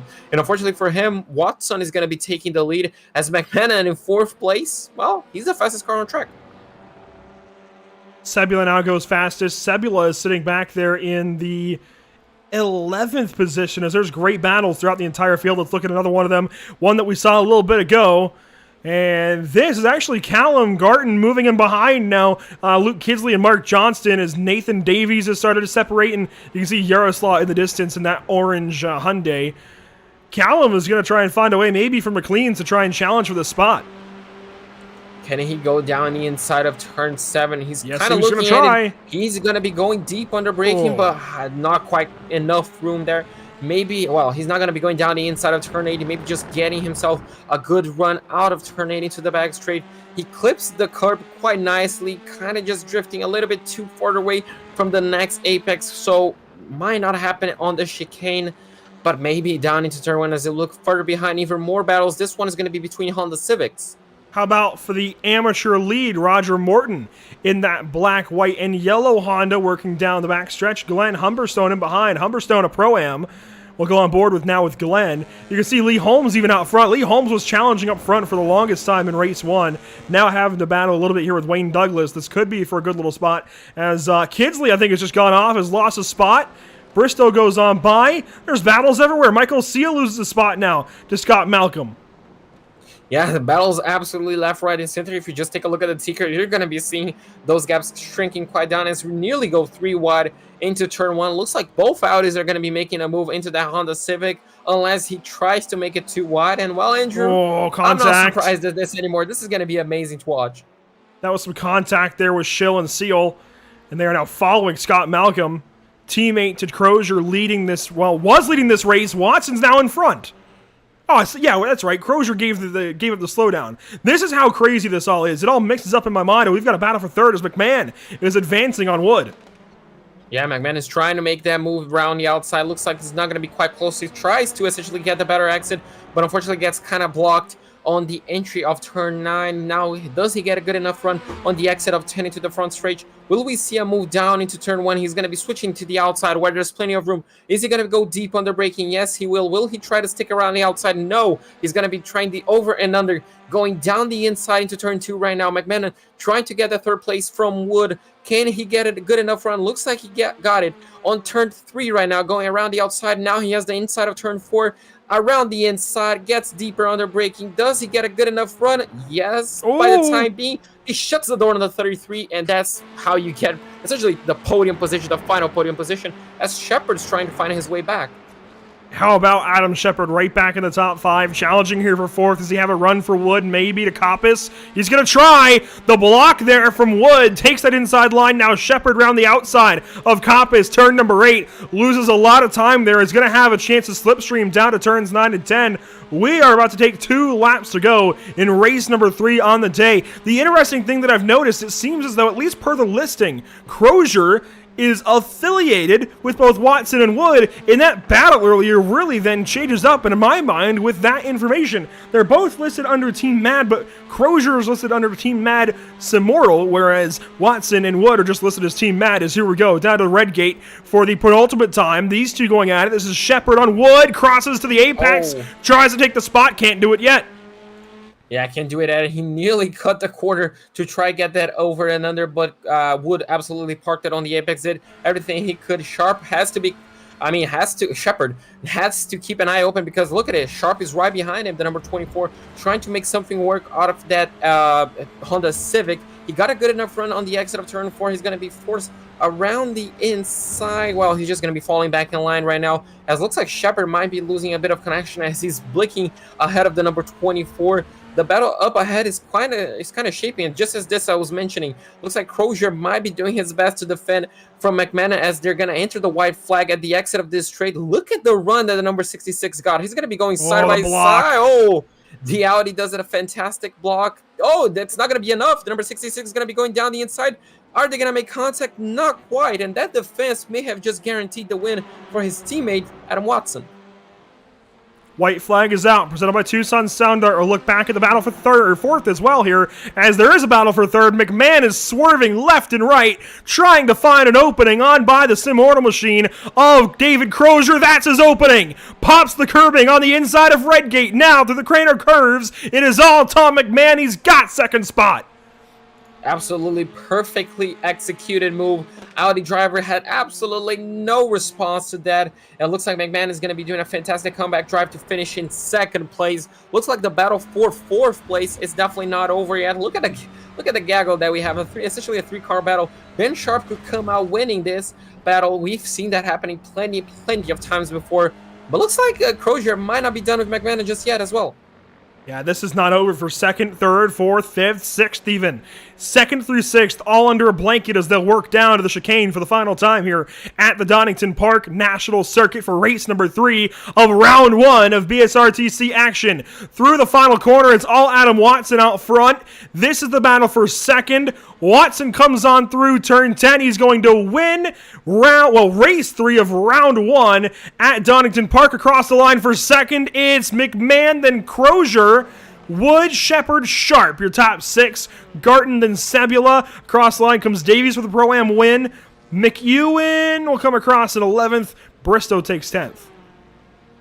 I mean, absolutely fantastic racing through the top 10 as the rest of the top 20s running off. Looks like nearly every single battle is done. Look at it. We're going to have another photo finish, Andrew. That's going to be what, for 21st? I'm not quite sure.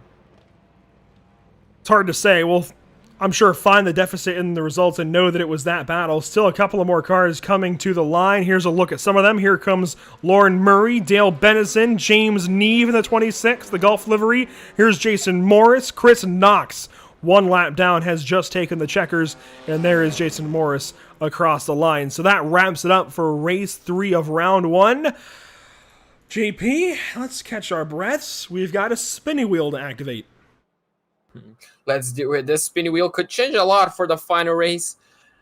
I mean, place your bets, Andrew. I'm going for a full grid right now. Oh, full. That would be insane. Let's take a look at it. It's going to be... Is it going to be top 10 again? It is. Top 10 for the second time today. That is a relatively small invert in comparison to some of the ones we've seen. That puts Daniel Bristow on pole. Oh, Andrew McEwen just 1 spot shy, 2 seconds shy of pole by the invert. So the top 10 being inverted, we'll take a look at it here in just a moment, but that's really intriguing. That puts Davies in second, who's had a good shot, I think, at really good runs in these races so far. Yaroslav then moves into third for the starting spot. Oh boy, and Ben Sharp is ahead of everybody that we've seen good so far today. So Ben Sharp will start from 5th, and we know how aggressive he's been. Yeah, absolutely. This could really prove. I mean, it's going to be at a fantastic race for the top 10.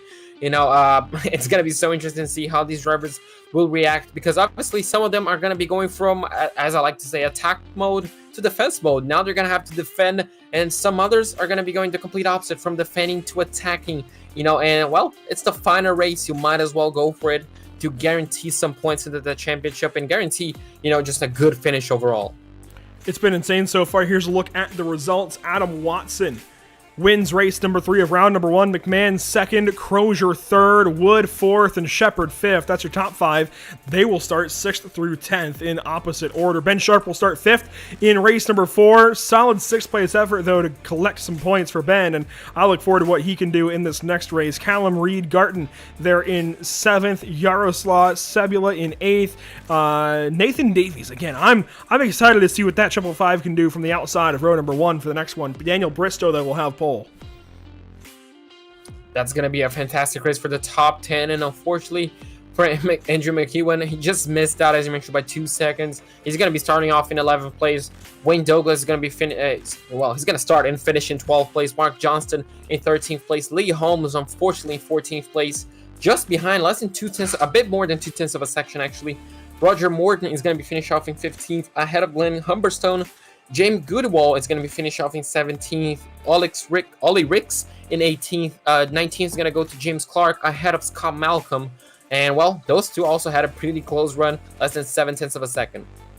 You see Craig Schill, back here in 21st. Adam Height, 22nd. Michael Seal has looked really good. Flashes in the pan of brilliance, certainly, a couple of times. Finishes 23rd, though, in that race. Lauren Murray, 24th. Dale Bennison, 25th. James Neve back there in 26th, matching his car number. Jason Morris in 27th. Chris Knox, after the really good start, I really still don't know what happened to him. Finishes 28th. Fiona Siddons 1 lap down with him in 29th. Luke Kidsley, 30th spot. After a really good comeback, drops all the way down to 30th spot.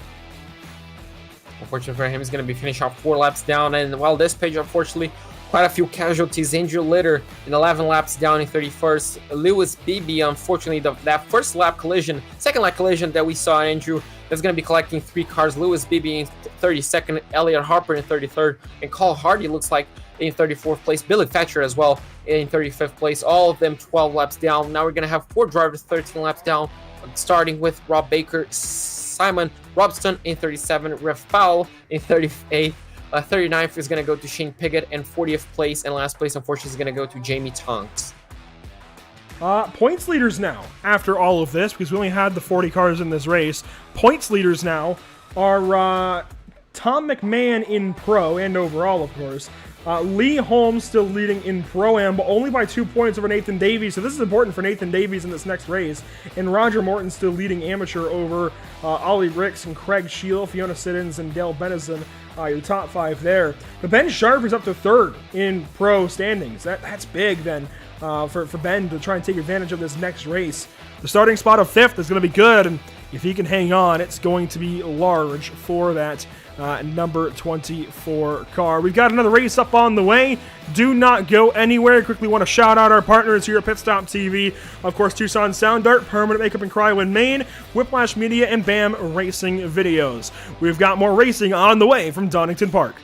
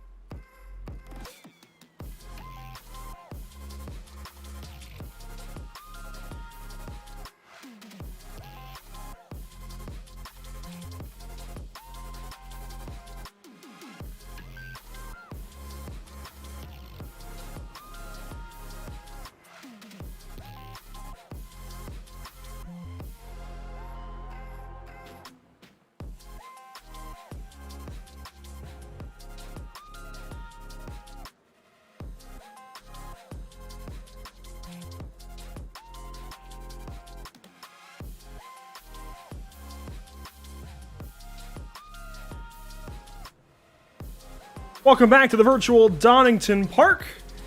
All I can say is this league is right up there for one of my new favorites, if not my new favorite. This has been insane stuff all day long, JP. It's been a lot of fun sharing the mic with you. I don't know how we're going to attack this fourth race. I don't know how the drivers are going to attack this fourth race of the day.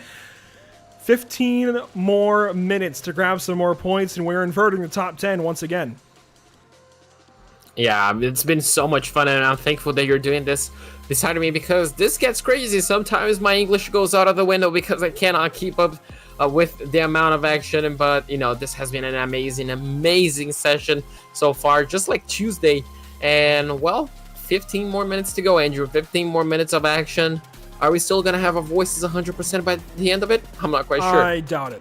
Highly doubt it. You can see a look here. Elliot Harper just went fast, just went purple in this practice session leading into the fourth and final race of the day. Several other drivers getting up to speed here. Lauren Murray goes sixth. David Crozier, who we just saw a lot of in the previous race, in the top 5 so far per times. Wayne Douglas looking pretty good as well. And there's a car ahead of him, actually, that I want to talk about. This is going to be Craig Schill, one of the 88 Tech Racing Team drivers. Has had a couple of really good showings. They're certainly, I think, in the grouping right now for the amateur point lead. Might just need a little bit of help in this next race. Exactly, help and sometimes luck. Luck needs to be on your side while racing to get the best result possible, to essentially sometimes even just survive, as things can really get out of hand and can really go out of your hand. You know, just sometimes you're just a passenger amidst the chaos. But, you know, they're doing a fantastic job. If they can keep, this team can keep all the drivers, you know, pointing at the right direction, they might have a good shot of already, you know, clinching in just a little bit of points towards the team standings. Yeah, Craig comes in third right now in the amateur point standings, just 2 points behind Ollie Ricks and 7 more behind Roger Morton. So a total of 9 from Craig Schill up to Roger Morton, the amateur points lead. So I really believe that Craig Schill has a shot here to get up there and challenge Roger Morton and Ollie Ricks for that amateur points lead. Only time will tell, obviously, as these guys get up to speed. Another driver that we're watching out for, Ben Sharp. We know how aggressive he was in the Miatas. Maybe a little less aggressive today in the TC cars, but still there and is making some big moves and really needs to. I mean, he comes in now third in the point standings in pro, and I mean, sure, he's 60 back of Tom McMahon, who is just dominating the day, I feel, but still in a really good spot to take advantage of this next race. I look at Elliot Harper, who drops now from second all the way down to ninth in the points. Yeah, absolutely. Points are going to be swinging left, right, and center as we head into the final race. You know, just it's all to play for. Obviously, it's just the first of 9 races. So, you know, if it didn't go your way, you know, just don't panic. You still have plenty more races to go. But, you know, the final round will be decided, well, in 15 minutes to see who's going to come out on top by the end of round 1.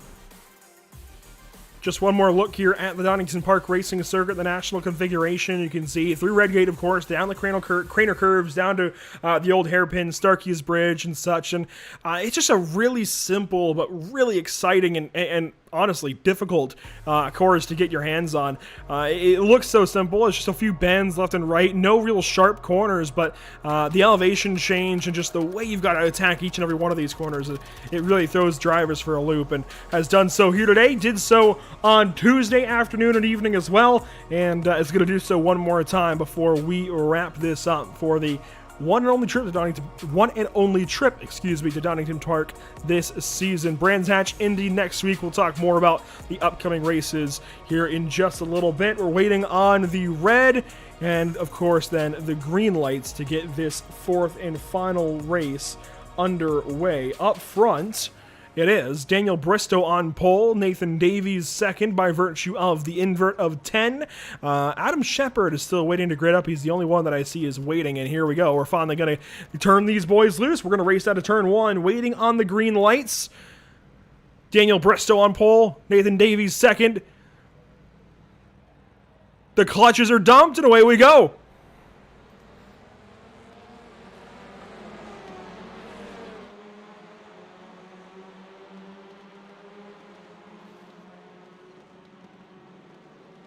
Already problems for Davies. He's around the outside of turn 1.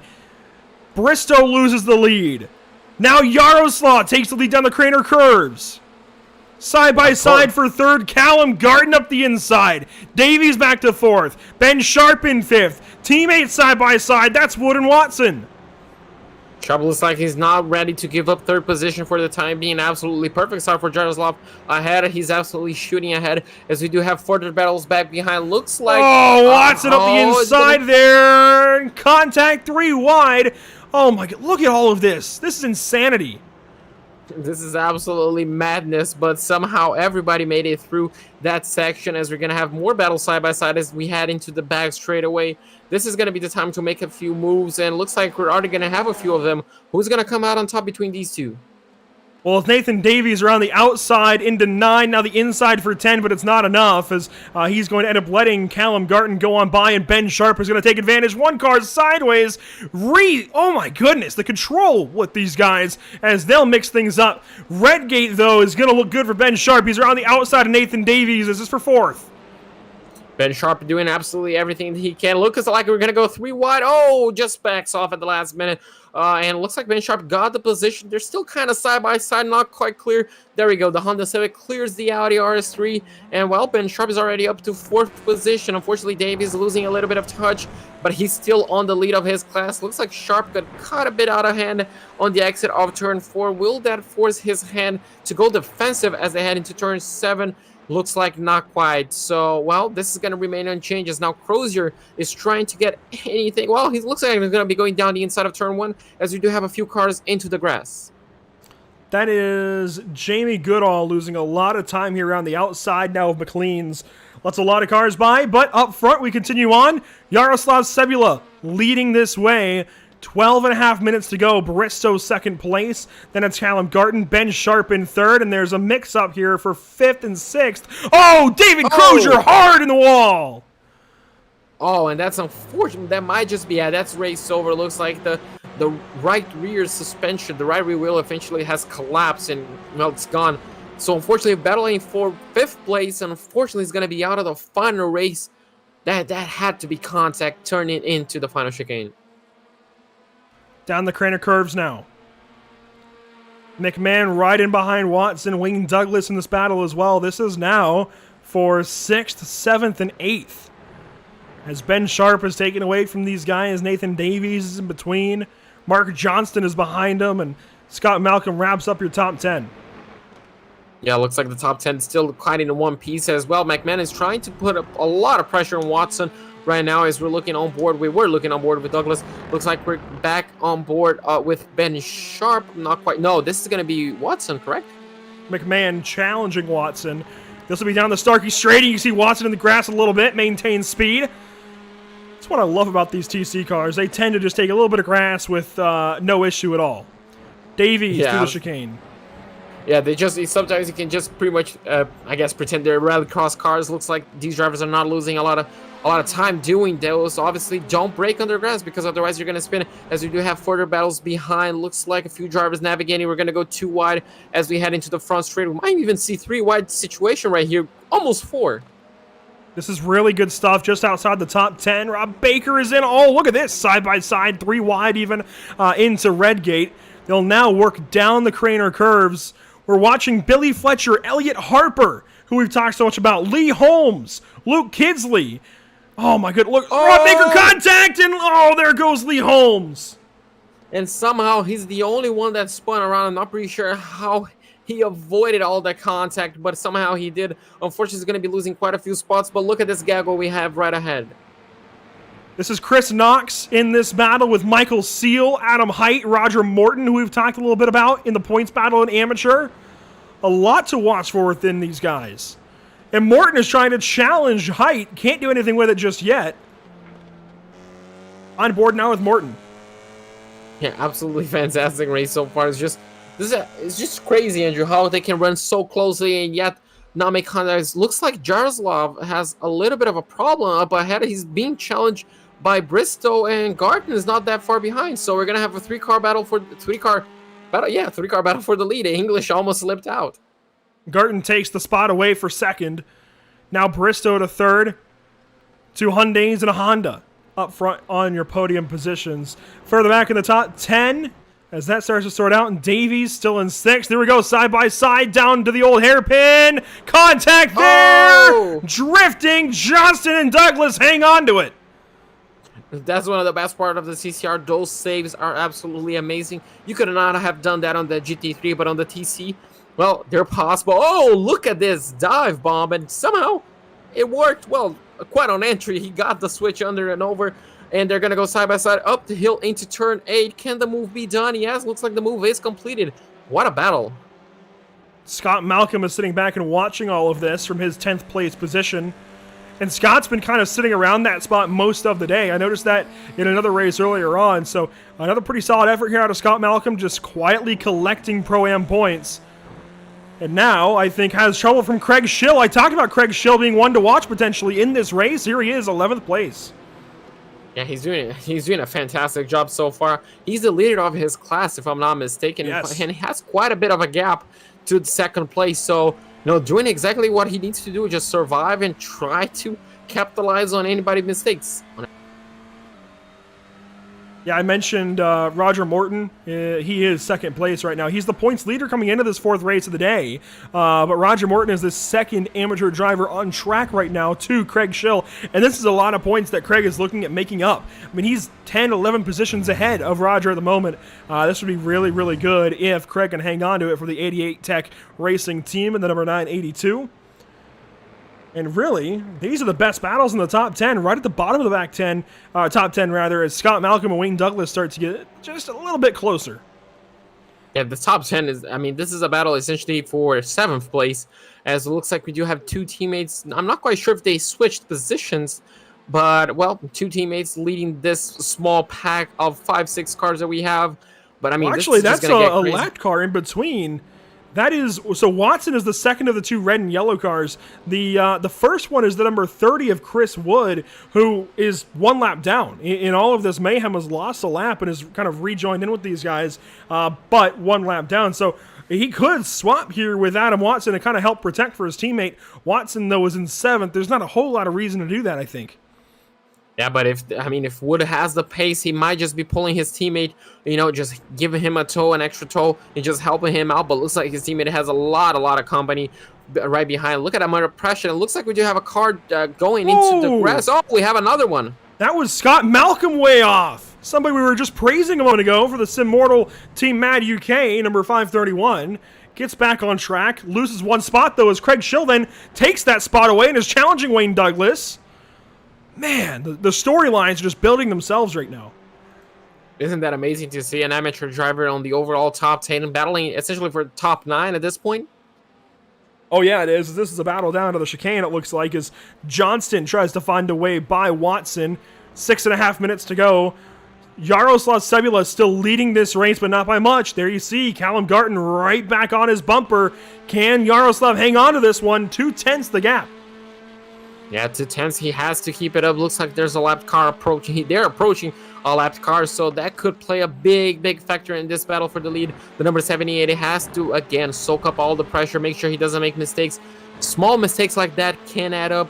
And, well, we know that the instant limit is only 15 points, so if you just get a bit of contact and a few off tracks, which is just so easy to get on a track like this, he might be in trouble. But Garden trying all his best to essentially get close enough to make a move, and Bristow is just 1.1 second behind, so don't rule him out.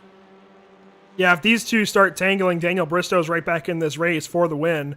That is a Honda up front, and the last car on the lead lap is Jason Morris. That is, in fact, Jason Morris that is just ahead of these guys. Should play nice with them, but let's go on board and kind of see how this all plays out. Yeah, he's lifting here. He's going to let them go on by before Redgate. Good move. Yeah, there we go. That's a great move, actually. Is he gonna lap the top 3? Yes. So 3rd and 4th place, they do have quite a big gap, and the battle for the lead remains unchanged. So there we go. That's the lapped car, not affecting at all the battle. Amazing job, but amazing job being done by these two, running so close together. This could be a move down to the old hairpin. Garton gonna sit in behind Yaroslav. Oh, so close. So close. They're nearly trading paints at this moment in time. I wish we had that orange car. Would end up with a green and black bumper by the end of the race. But they're running that close, and well, this is just gonna keep going. That's not really allowing Bristol, looks like, to catch up. He cannot really keep up the pace between these two. And look at how close Garton is getting. That dive down the inside, that extra entry speed is going to be costing a little bit on exit, even though he has the slipstream. I love these onboard shots. This is onboard of second place, Callum Garton. 4 minutes to go when they come back to the stripe here. That's going to be 4 laps as well. Just 4 extra laps, but right now he's going to have to go defensive. Will we see a move down the outside? We saw that plenty. Maybe an over and under. Garton, the number 87. Is he going to go deep on the braking? No. He's going to be opening that corner quite wide to try get him on exit. Is he close enough? Does he get a good enough run? Looks like the number 78 closes the door. Oh, look at, I mean, they're pretty much pushing. Is this Talladega, Andrew? It might be. Maybe for these guys, a bit of a different translation, maybe. I didn't think the word Dega could change in just from America to Britain, but it's working out for these guys. Bump drafting down the Craner curves, not something I thought I would have seen today. They'll work to McLean's now, 3.5 minutes to go. Sebula's still leading over Garton. Let's flash back a little further back in the pack as Watson and Johnston, they're still close. This is for 7th position, not too crazy as Harper, though, has trouble from McEwen. These guys battling. This is for 14th. Yeah, this battle is very much alive. Looks like some of the guys we saw on Tuesday, even today, are battling quite hard, as you mentioned, for 14th place right now. Look at that! Contact. Can he save it? That was yes, Ollie Ricks. Ollie Ricks just turned Harper way off of the racetrack. Great catch by Elliott to keep that car under control. Look at this. Lewis Bibby and Chris Knox side by side through Coppice. And they make it work somehow side by side on the exit of turn 8. Look at the driver behind him. He's going to be capitalizing on the loss of speed between those two. And then we have a battle for the lead as well. Sebula holding down Garton. They make a bit of contact as they head downhill into turn 3. Who's going to come out on top? Looks like Sebula has the outside line. Garton with the inside, now the outside of turn 4. He's going to go around the outside. Contact! Can he hold it? Oh, contact once again. Look at Bristol. Can he capitalize on it and get second place? Yes, he can. Garton went way off, lost second place.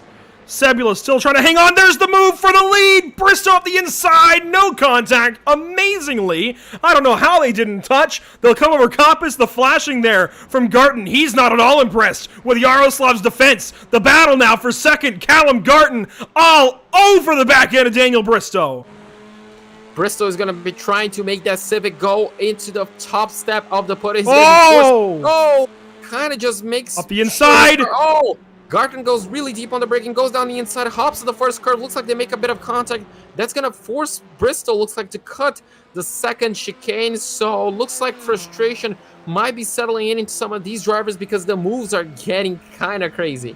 Don't look now, but the mad lad himself, Ben Sharp, is gaining on all 3 of them. He has erased the gap up to this top 3. He hasn't been too spectacularly fast, but if they keep this up for the next 2 laps, he's got a fantastic chance of joining this battle for the race win. Yaroslav Sebula still leading. That's through the old hairpin. 2 laps to go.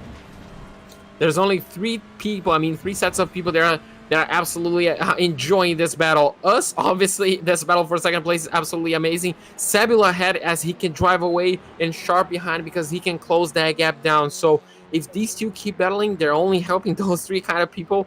And Andrew, I'm not complaining at all.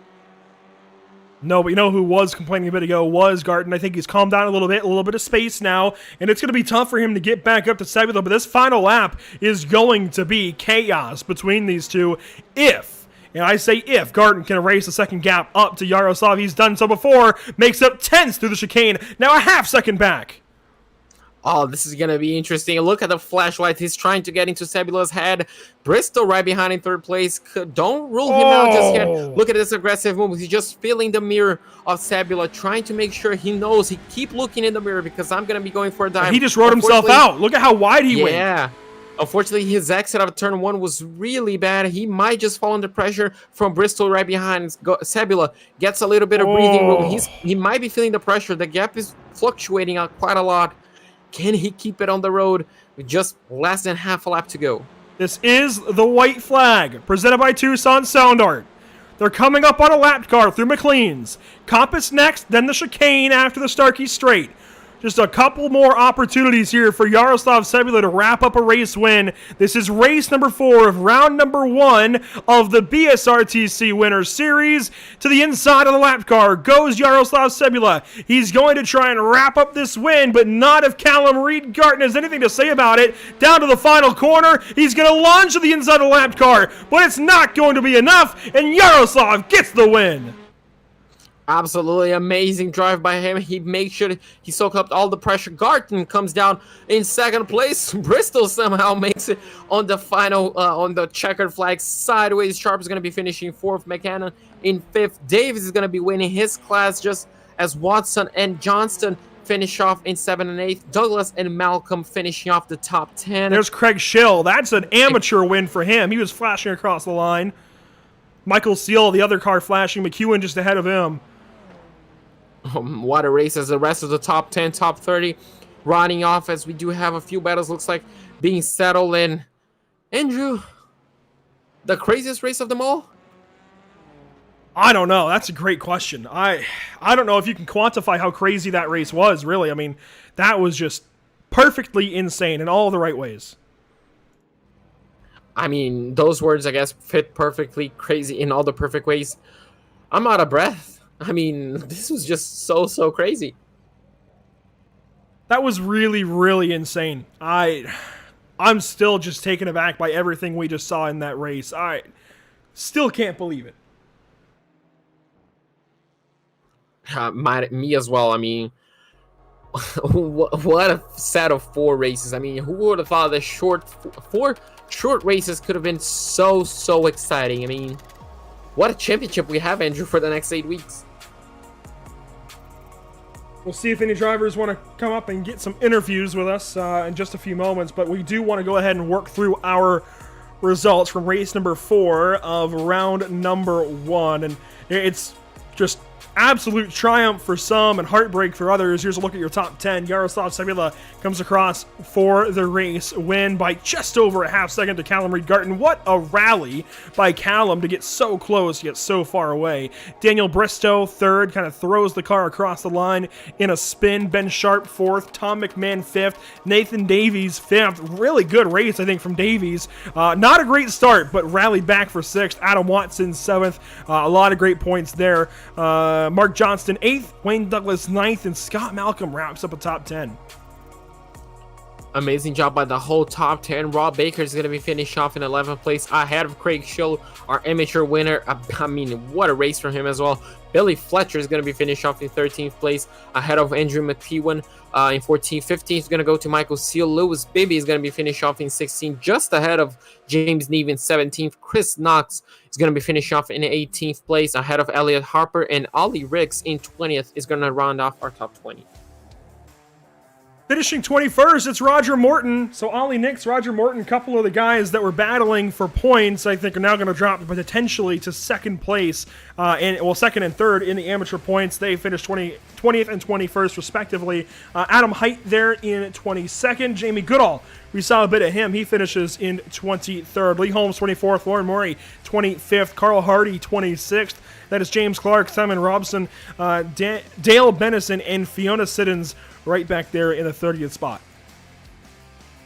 In 31st place, the last driver to finish on the lead lap is Luke Hidsley.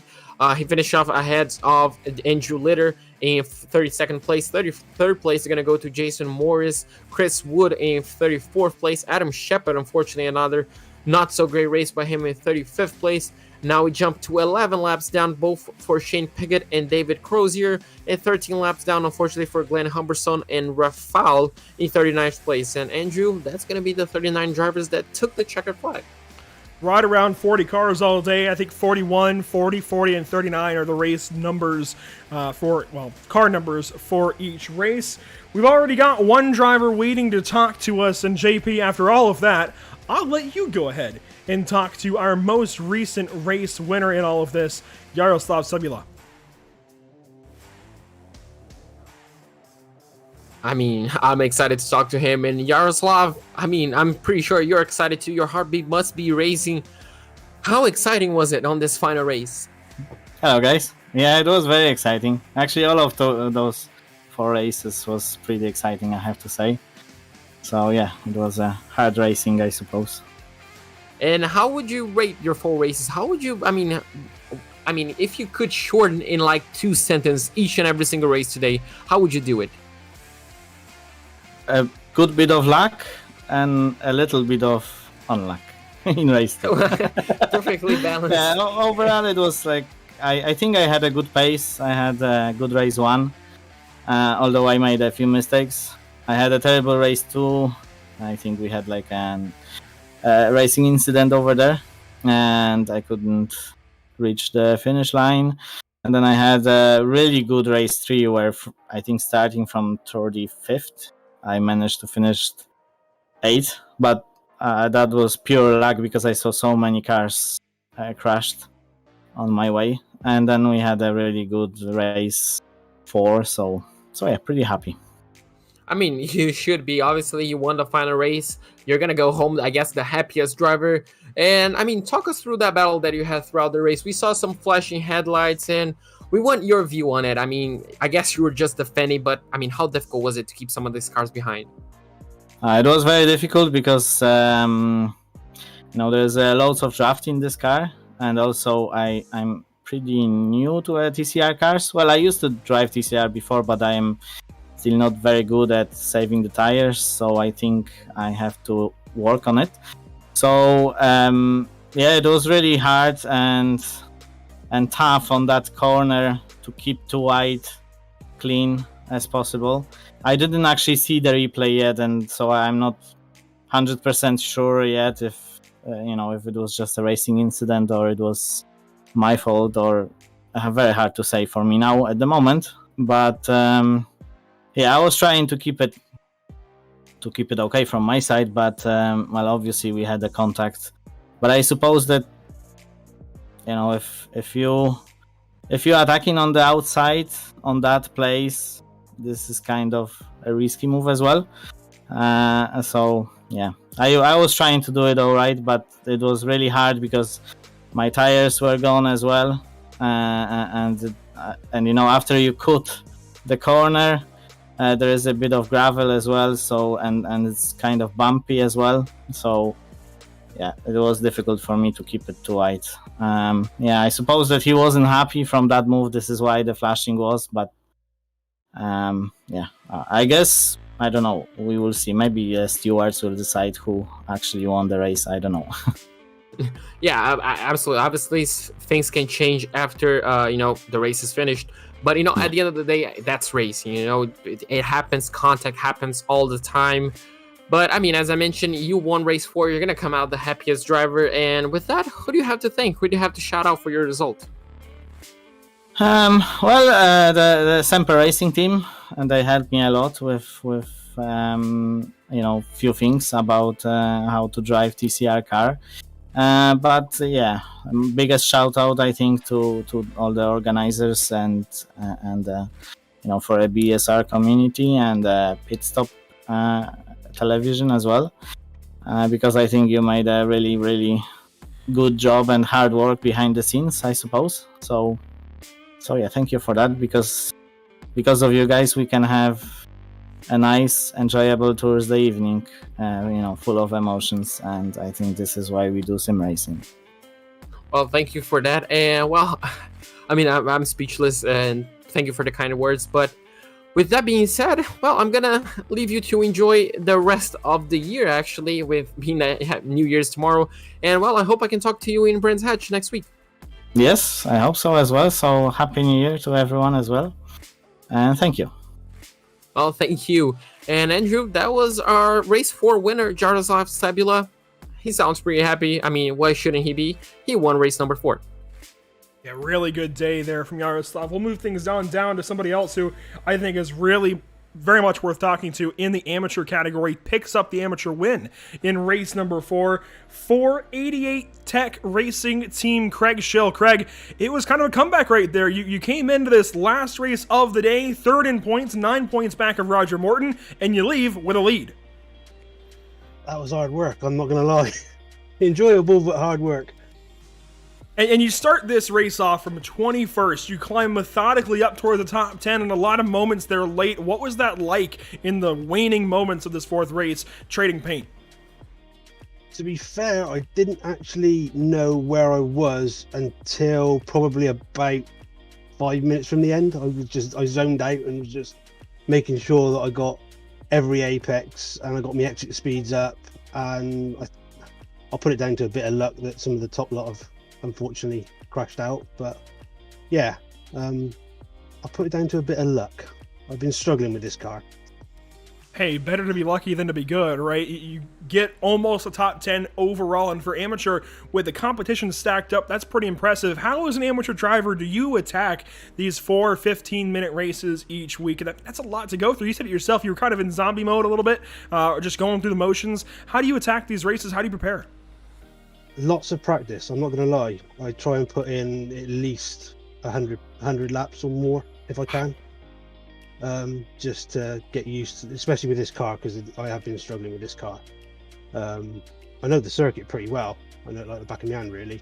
But yeah, just a lot of preparation before the actual race itself, whether it be with the team or whether it be with on my own or in the group sessions that get put up. But yeah, a lot of laps. And you've got 3 options now in the TC category. The Audi, of course, the Honda, and the Hyundai that were both just released. You went with the Civic today. Is that going to stay the rest of the season, and why? It's going to stay the rest of the season because I like to start with a car and finish with a car and then learn it. That's the aim. I'm not one of these people that can chop and change between... I could go to the Audi, but I want to get to learn this car so I can be competitive in this car. So no, the Civic will be staying, definitely. Fair enough. Well, Craig, again, it's an amateur win, nearly an overall top 10 in race 4 on the day for the 88 Tech machine. Congratulations on that. We'll see you next time, I'm sure, at Brands Hatch. Enjoy the rest of 2021. Thank you very much. Craig Schill wraps up a pretty solid day at Donington Park. We'll move things on down the line then to one of our star pro competitors. I had to think about that for a second for some reason. It's Tom McMahon, the number 66 from today. And Tom, I mean, you were, I guess, the star of the day, as Andrew mentioned. I mean, absolutely on rails your car looked. Your pace was just so strong. Your moves were excellent. I mean, talk us through your races, because we can just, I guess, just talk good about it minute after minute. I want you to talk about it. Yeah, well, thank you. So what, race 1, that was like the calmest. That was, so I think a couple of people struggled to get like off the line, a few mistakes on cold tires, so I found myself in the lead. Then, unfortunately, a back marker kind of got in the way, so then I was down to second. And I just had really good pace. Like, that was probably the race that I had the best, like, lap-for-lap pace that I felt. So eventually, yeah, managed to grab the lead and hold on.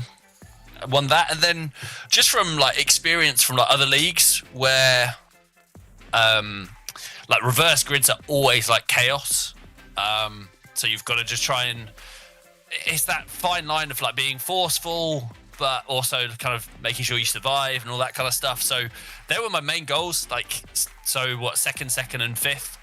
Yeah, I mean, the added sort of difficulty and challenge is the trying to get them off the line. I think race 3 I had an awful start, but then I got quite lucky with there were quite a few instants ahead, and that's all part sort of the name of the game, isn't it, where get your nose clean and yeah, just kind of settle into your rhythm, and it seemed to work out pretty well. Well, absolutely. I mean, it worked out perfectly, I guess you could say. And I mean, you seem to handle this car pretty well.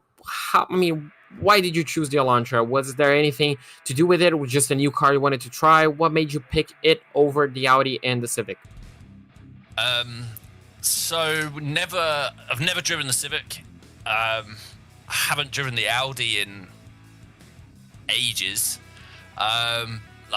So we were like, our team, like, we haven't really kind of been up to speed. Like, haven't been doing a lot of racing. So yeah, I guess the new Hyundai, we just like, yeah, give that a go. We drove it at Knock Hill last week in like the official series. Enjoyed it. So we just thought, yeah, let's go for it. Let's see what happens, and yeah, it's good fun. Like it's just we're still like, well, I'm definitely still trying to get my head around like front wheel drive. Like I've not driven a load of touring cars, so it's being careful with that right foot, not just thunderfooting it to the floor and just understeering off. So, but yeah, pace was good. So yeah, so enjoyable. Really good night of racing. Absolutely. It was, I guess, one of the best nights we could have hoped for you, and I guess one of the best nights you could have hoped for yourself. And talking about it, how do you prepare for next week? Brands Hatch NG, obviously a shorter racetrack, kind of tighter. You know, do you feel confident on it? As confident as we can, I guess. Like, yeah, do a couple of practice sessions between now and then. Try and mesh together a setup. Although I think the setup that we had for Donny will suit like pretty well. And as I said, it's mainly with all of these leagues that have like reverse grids, and this is no exception. It's all about racecraft and consistency over a championship. Like it's all well and good. Like I definitely wasn't the fastest driver out there. But yeah, stay consistent, stay as clean as you can, and accumulate the points and see what happens. Oh, absolutely. And well, before I let you go to enjoy the rest of 2021, I would like to give you the stage to thank whoever you have to thank and whoever you have to shout out. Just you guys. Like, firstly, for hosting the league, running it, the stream, like everything that goes into it. I know like how much effort like that goes in. So big kudos to you guys. Yeah, representing Area Motorsport for this season, so a big shout out to them.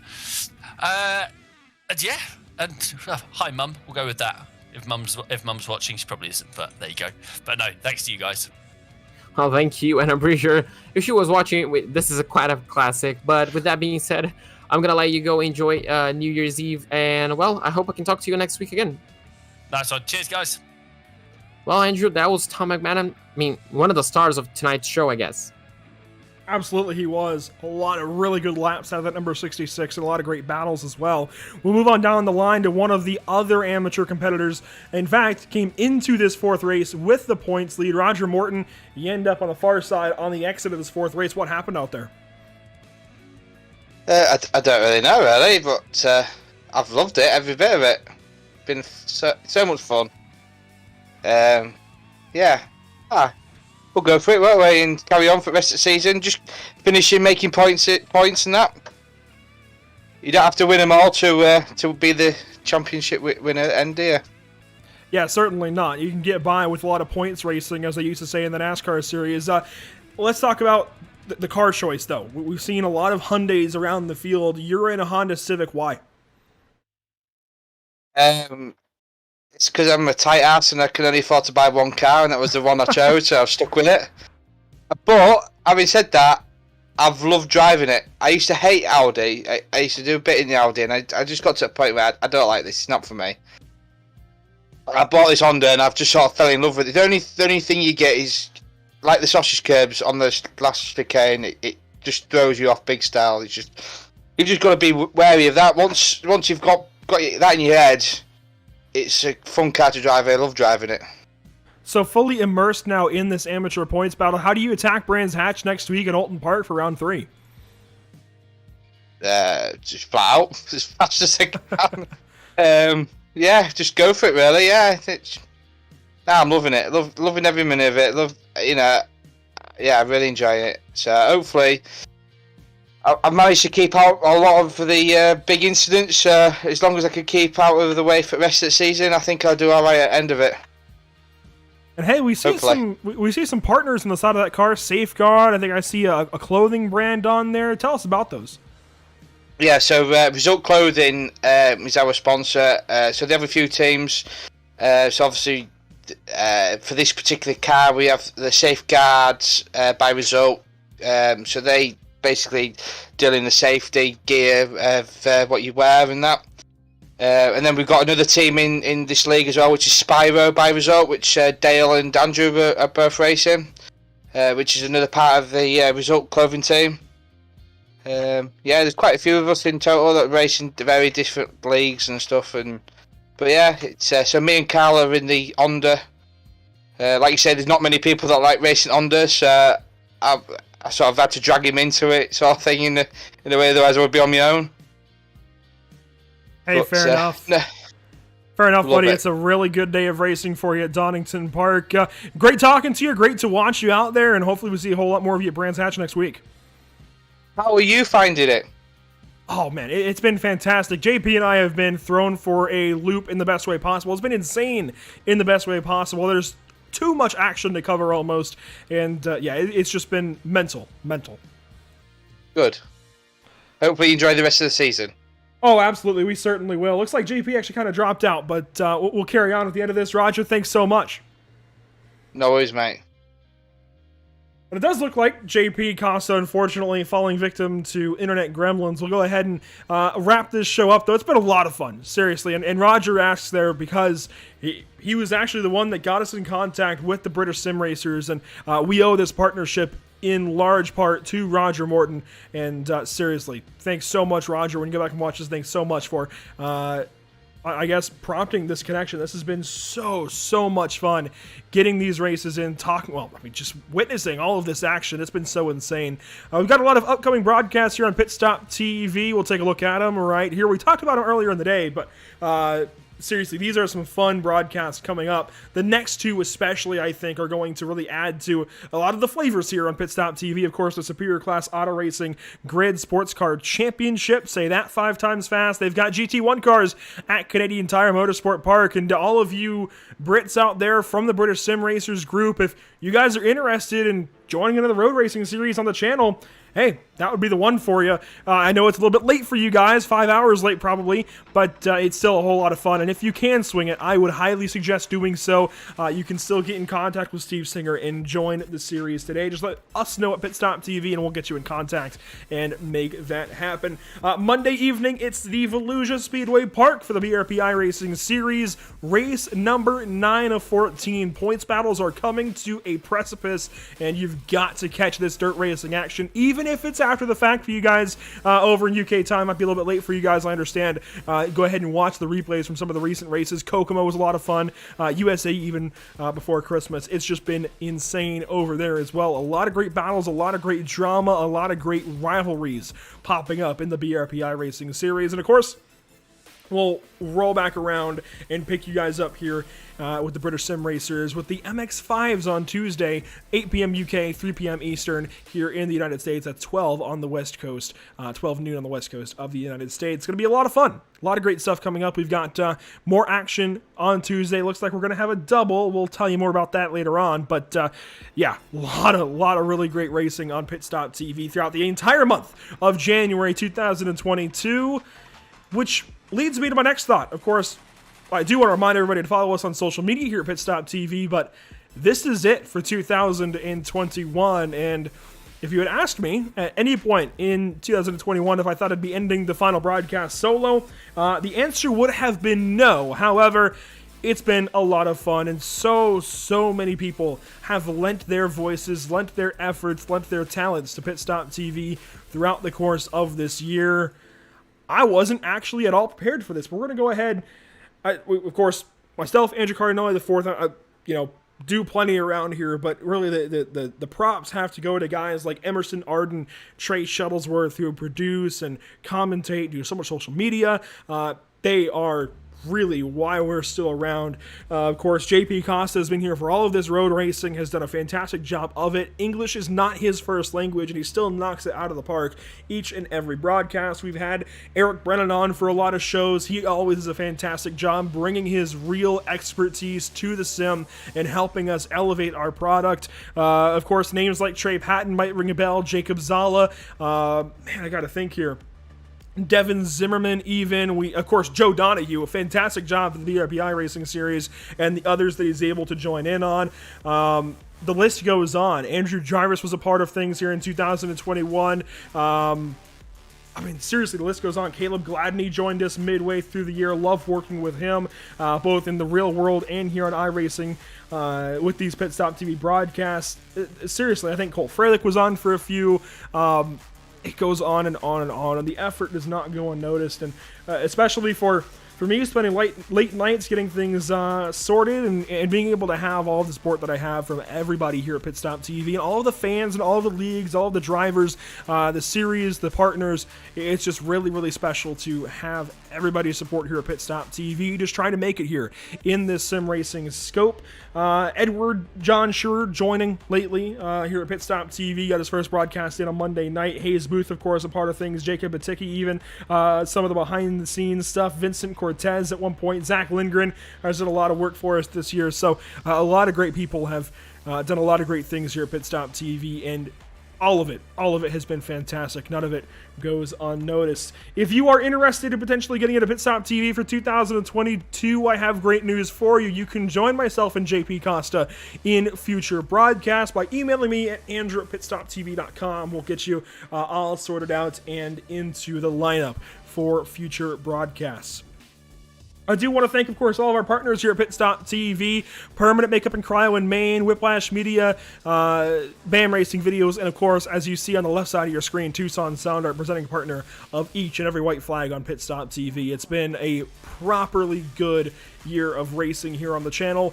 So many different leagues, from the Bluegrass iRacing Series, BRP iRacing Series, LTAC, way back earlier on in the year. We had NORC for most of 2021. Of course, the North American Racing League, Pacific Challenge, Superior Class Auto Racing Cup Series, well, not Auto Racing Cup Series anymore, Auto Racing Grid Sports Car Championship, the Outlaws Sim Series, the Midwest Sim Racing Association with their 2 series that were on the channel, the Intimidator Challenge back in September, the Cars Esport Tour throughout the course of the summer. The list goes on and on and on, and I'm so thankful that we now get to add the British Sim Racers, MX-5, and TC lineups to our repertoire.